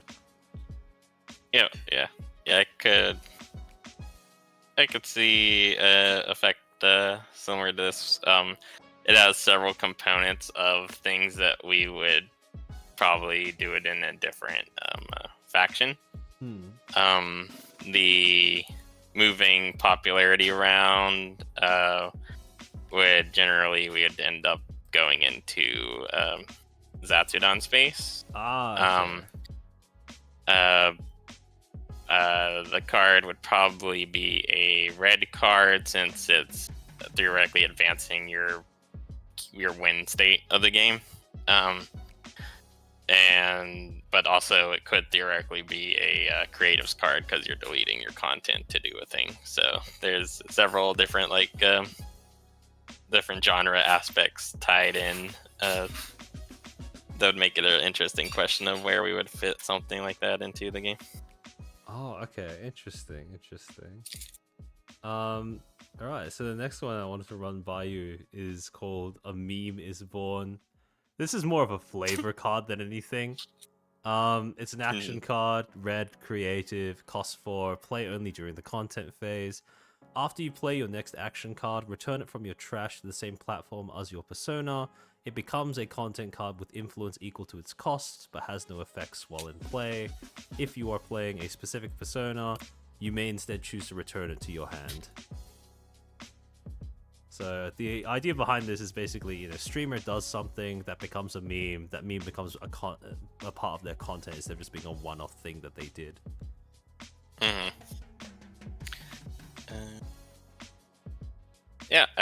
I think there's definitely room to change what card types are. It's definitely a trope that games have used in the past. So I think there's definitely room for something like that as well. I feel like the this was a card that was made before anything to do with set 2 came out, but I feel like the premium content kind of fills a similar niche to this, in the sense that it's just a generic sort of content card that you play down, and then it goes from one form into another. That sort of transforming aspect to it is all now that's been added into the game. It's something that I feel is well, it's something that I imagined would be added into the game eventually, and it was eventually added in the form of premium content, which I find to be quite exciting to actually work with. And yeah, so the last card that I ended up making that I want to try running by you is called Rage Bait. Purple Zartodon action card. Cost 2, play only during a clash. If your opponent moves their persona to this platform... play only during a clash. Your opponent moves their persona to this platform. Then if your persona is a specific is a specific one, then she gains +5 influence this clash. So I thought like on my time, the opposite of potion, basically. So yep, it's a very straightforward design. Yeah, I could easily see that card existing in the game. Huh. I hope to. I feel like right now, in terms of ways of manipulating your opponent's persona, there's it's something that is it something that you would consider keeping limited for the sake of not denying too much agency to the other player or something like that? It's definitely something where we're willing to have things that interact with your opponent's persona, like the cameo card we revealed today. It's an example of that. And so moving your opponent's persona is also pretty safe space. So yeah, I would definitely say look out for more things that interact with your opponent's persona in the game. The more trickier one is removing their upgrades. Is a pretty big hit. Would it's you like almost on par with like land destruction or something in the game. Is that something that you guys are considering, like upgrade removal? I would say keep your eye on future sets. Okay. Damn, that's going to be that's like the first thing that I've heard in terms of a mechanic that I genuinely feel is kind of scary. But yeah, Wallington also had a few card designs that he wanted me to pass along to grab your thoughts on. So the first one that he came up with is called Multi-Stream, a purple Zartodon action card that costs 10, can only be played during Clash, and states create copies of your persona on all adjacent platforms. They gain the same abilities and influence as the original, discard them at the end of this round. Nice. Yeah, that's definitely a exciting design. Yeah, it's 10 cost. I'd say it's a fairly balanced card. We might even make it cost a little less depending on what what playtesting would say about it. Okay. I think if he ends up watching this part of the stream, well, I'll just set a timestamp for this part of the stream. I think he's going to be very happy to hear that coming from me specifically. So yeah. So the next one he came up with was called Re-Upload. Green Zartodon content card, costs 3, has 0 influence, but states activate, spend 2 bits, transform this card into another content card in play for the rest of this round. It keeps this ability.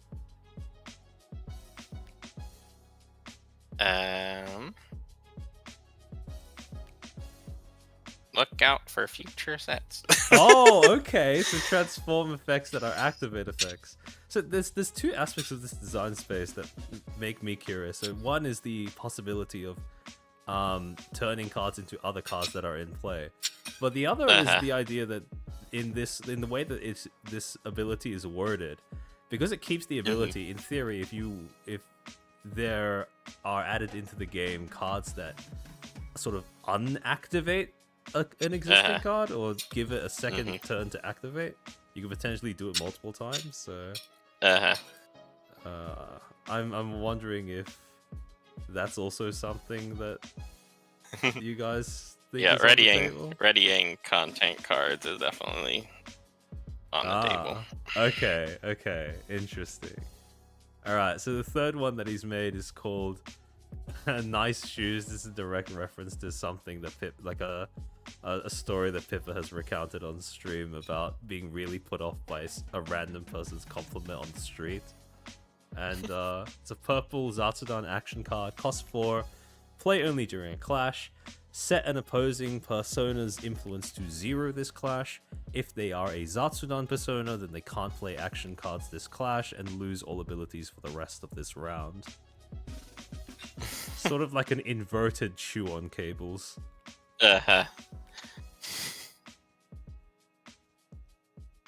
Could you see making effects like, for example, chew on cables more widely available, or do you feel like that would probably be a little too suffocating in terms of game design? Or, yeah, for Persona. For Persona signature cards, there's some room of exclusivity to some of the cards and effects that we introduce on the Personas, but also a lot of it is just making sure that it's above rate of what we would have printed if it was just a generic card that anyone that could use it could use. So really, I don't see a reason why we couldn't make like a chew on cables in the future. It would just be a worse rate than chew on cables is for different personas. Fair enough. So you're telling me there's a chance. Yeah, and the final card that he wanted me to pass along is and this is an effect that he's brought up multiple times as something that he is very curious whether it would actually be added into the game or feasible to add into the game, is Mind Control. Purple experience action card that costs 10 and you can only play during the content phase, stating your opponent reveals their hand to you until the end of their next turn. You may take one action for them during their next turn, activate an ability or play a card. Afterwards, they take an additional turn.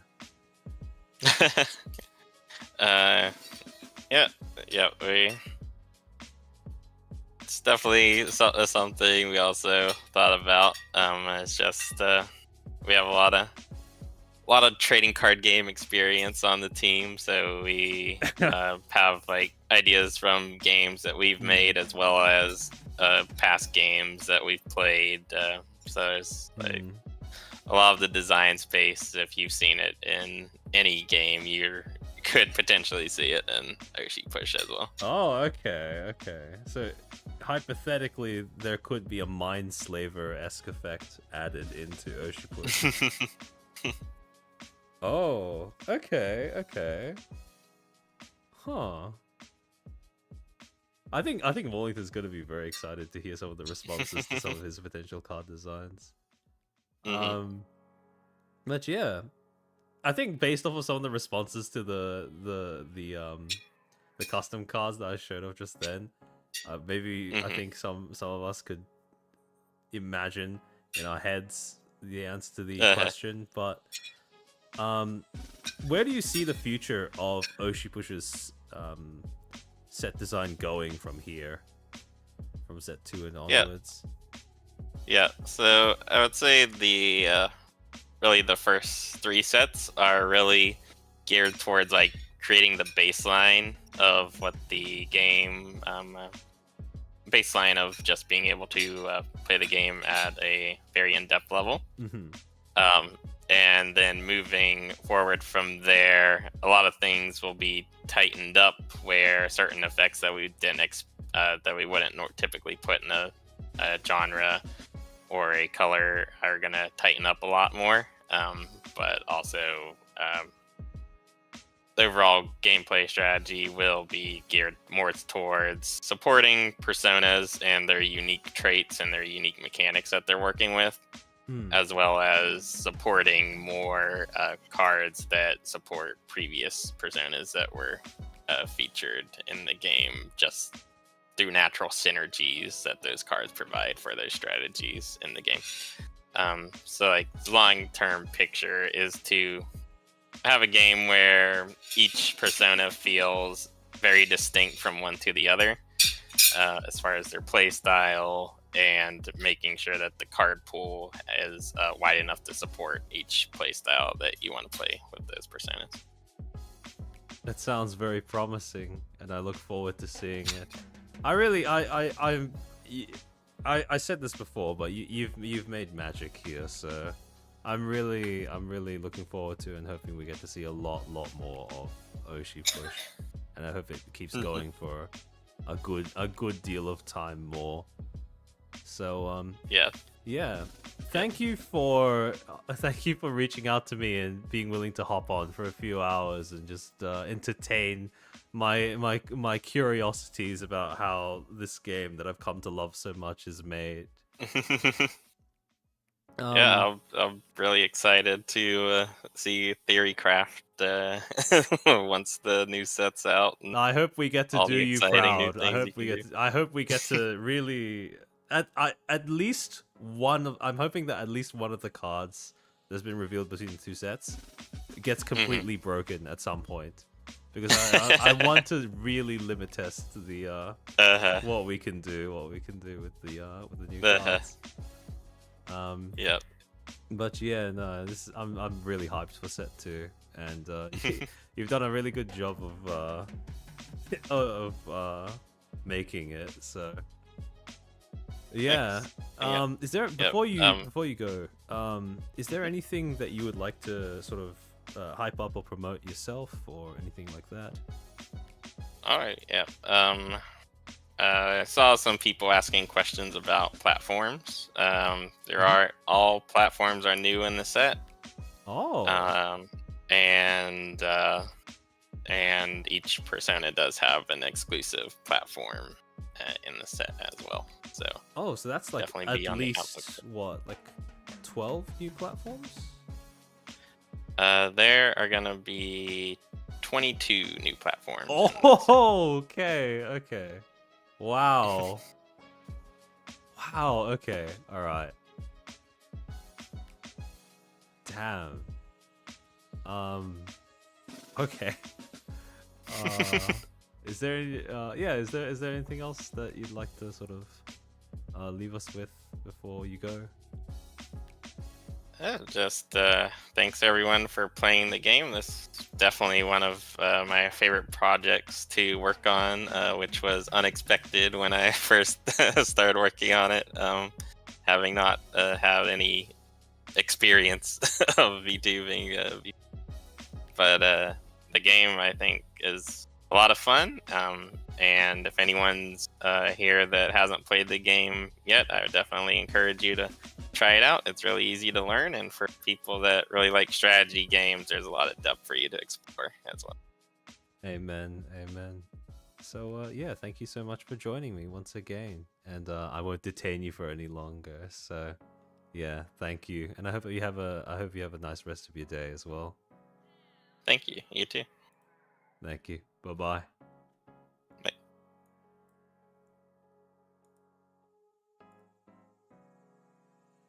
And there he goes. So yeah, that's really hype. 22 new platforms for set 2. Holy moly. I wonder how many of them, like, assuming that they're split, you have one unique platform per persona, so that's 6 off the number already. So 22 minus 6, so there's still 16 left. maybe half of them are independent and half of them are platforms that have some sort of effect. So that's potentially around 8 new platforms that have some sort of effect or clash reward that anyone can put into their platform deck. That's insane to think about. Set 2 seems to be a real shake-up for the game. So, yeah, in case you guys didn't know, starting from February 6th, so 4 days ago, pre-orders for Oshi Push Gen 2 went live. So if you are interested in buying some product from Set 2, duty-free shipping options have finally opened in the EU, Canada, and Australia. So my little prison colony is no longer... it's more accessible for me to buy the product now, so that I don't basically have to pay double for it by paying for shipping as well. So if you happen to be someone who joins me in my who shares in my misfortune of living outside of the US, then yeah, you guys can get your hands on this as well, and you can use my affiliate link in the description so that you feel both of our addictions at the same time. So I know they recently introduced some sort of system for affiliates where I think in addition to getting a commission on the products that you guys buy through my affiliate code, I also get points on top of that I can use to buy products specifically from the Japanime Games store. So yeah, now when you buy stuff using my affiliate link, if you are interested in Oshi Push, then it's an even better deal for me as well. So please, if you are interested in buying product, if you are going to buy product anyways, please consider using my affiliate link in description. But overall, yeah, I'm really hyped for Set 2.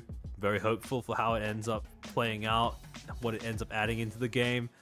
And if there's anyone watching this stream or this VOD who has also become a disciple of Oshi Push, then I highly encourage you to give it a go. I highly advise you to keep up with the spoilers for Set 2, because they're not all out yet. There's still a lot more to go in terms of spoilers for Set 2. I'm very excited to see what cards are left to be revealed to us. But yeah. Oh, also, if you guys want to play Oshi Push, but you don't want to actually buy the physical product, you can still play the game, and for free as well. If you go onto TTS, so Tabletop Simulator, there is an Oshi Push mod, 2 Oshi Push mods that you really need in order to play the game. One is called the Oshi Push Deck Manager mod, which was made by Hiro Urbano, who was in chat earlier, that has all the cards in the game, or all the cards that have been officially added into the game. That's the deck building mod that you can use in order to create your own decks, get to know what each of the cards do, etc, etc. And then of course you have the official Oshi Push Tabletop Simulator mod that is 2-player set up so that you guys can just match up against whoever you want, invite them into Tabletop Sim, end up playing a game of Oshi Push with them. And it preset to have the 2 starter packs, the 2 starter decks that released with Set 1. So 1 Pippa deck, 1 Tenma deck, just so you can learn the mechanics of the game. So yeah, if you want to play Oshi Push but you can't really afford the cards, I understand. We all know what it's like to live in the well, I mean, I assume that the US economy is a little bit better than it is over here in Australia, but probably roughly the same. So yeah, no, if you can't afford to actually buy physical Oshi Push product, you can still play the game for free. So that's how I got into Oshi Push. And I would encourage people who are just looking to try out the game, see if it's something they like, to go with that route as well. If, by the way, you guys don't have anyone living around you or any of your IRL friends who would be interested in VTuber TCGs, but you still want to play Oshi Push, then I highly advise you to try joining the Japanime Games Discord server. I think the link to join should be in their Twitter profile. So if you go over to Twitter, you type in Japanime Games or specifically Oshi Push, one of those two profiles should have the link to join the Discord in their bios or in a post somewhere. So yeah, if you join the Discord, there are weekly tournaments, community tournaments that are being held. There is no prize money. Like, there's no prize money that people have chosen to take yet. But I mean, if you want a group of people that are all interested in Oshi Push that get together, pretty regularly in order to play it, if you want people that you can just ping at a moment's notice to see if they're going to hop on Tabletop Simulator so that you can have a few games, I advise you heavily to hop on to the Japanime Games Discord server. You will find more of us Oshi pushers over there. And yeah, that about sums up everything that I wanted to sort of bring up over the course of this stream. I hope you guys found this to be as I hope you guys found this to be as informative as it was for me. And for those who are already into Oshi Push, I hope you found this to be a little bit of a fun peek behind the curtain from someone who is responsible for making the thing that we all get to enjoy today. But yeah, so next stream is going to be the one that I've been putting up for a while. We're finally going to be doing a stream on Face Connect, and it is the corpo that I care about the most. So yeah, for those who are wondering about why I'm kind of doubling up on it. So when I went on Morlington's stream to talk about Phase, that was me talking as a fan. Me talking as a fan. This is going to be me talking about it as a commentator. So, actually doing the kind of content that I do regularly, where I try to pick apart the various circumstances and context surrounding the event, putting it in the context of other mistakes made by other companies throughout the years, and basically just trying to analyze what made us, why did people react so negatively and in such scale. The answer is obvious, but I do think it bears articulating. So yeah, that's what the next stream is going to be during my regular stream time of 9 p.m. EST on Friday. Hopefully, all things go well. This one's going to start on time, but yeah. I'll see you guys on Friday in that case. Actually, hold on. Before I end, let me go over to the headhot screen. I'll just go through the super chats and the memberships that I may have missed. Darn it. Thank you for becoming a Footstool. Hope you enjoy those emotes and welcome to the club. Mordecai, thank you for being a Footstool for 14 months. We are so back. We are indeed. Billy, thank you for the 5. Imagine not featuring one of the feed cards on the screen. Yeah, I saw you around in chat, so I hope you were satisfied when I brought up the Leah's exclusive content card. Well, who am I kidding? I know you were. And McLaurie, I know you're asleep right now, but in case you're watching into this point of the world, thank you for being a Footstool for 18 months. The second baby, the prophecy was true. Amen. Amen. But yeah. I'll see you guys on Friday. Let me see if there's someone who's streaming right now that I can raid into. Hold on. Let me take a look. Edit. Okay. Let me see who else is live right now. Do any of you guys have a recommendation for someone to raid? An indie that you guys watch that is actually live at this hour. Master, I think for the 5. Dumb that Tomoe got attacked for similar reasons. Tema told her ignore them. Yeah.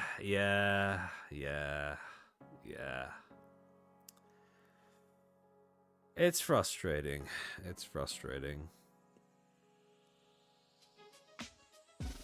As a follower from the 1st June, I would be interested to see a late adopter's take on the first few years. See, that's the thing.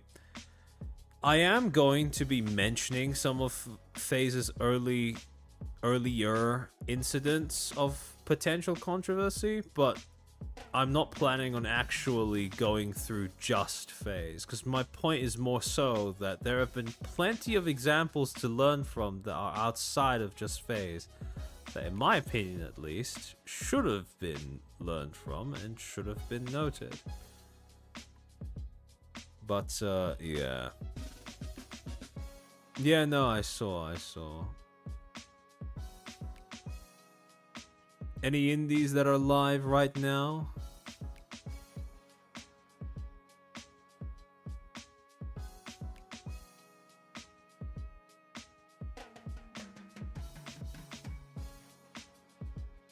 Hold on, let me see.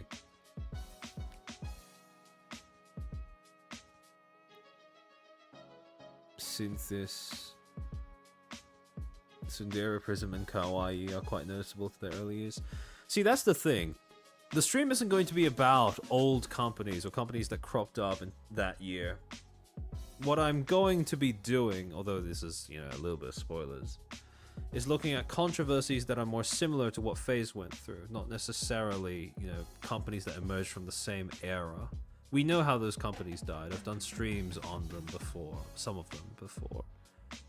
But the thing that I find to be interesting about the FaZe situation is how closely it lines up with some of the controversies experienced by other companies in recent memory, which is what makes the fact that they fucked up to that degree all the more concerning to me as a fan, because we've had these lessons be shown to us not multiple times and not even a long time ago.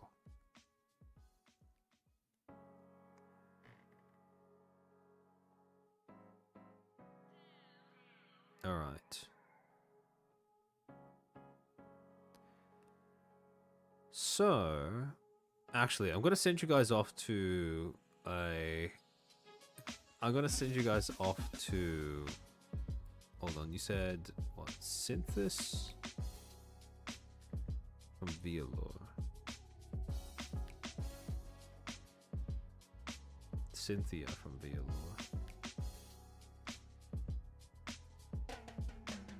Oh, okay. I see.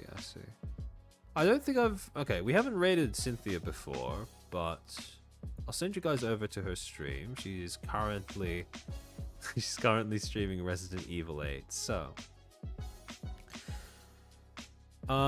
we've never gone to Cynthia's stream before, so behave yourselves. Give good conduct. Give good account of yourselves. I want you to blend in seamlessly.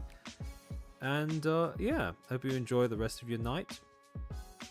And I'll be conking out pretty much immediately after I end stream. But yeah, thank you once again for your generosity, and thank you once again for tuning into this rather niche stream. But yeah, I'll see you guys on Friday. I wouldn't say I'm looking forward to it, but I think it'll be cathartic. And more importantly than not, it's going to allow me to articulate quite a few thoughts and feelings that I've had swirling around my head about FaZe for quite a while. So, yeah, I'll send you guys off. See you on Friday, and yeah, Otsu chair.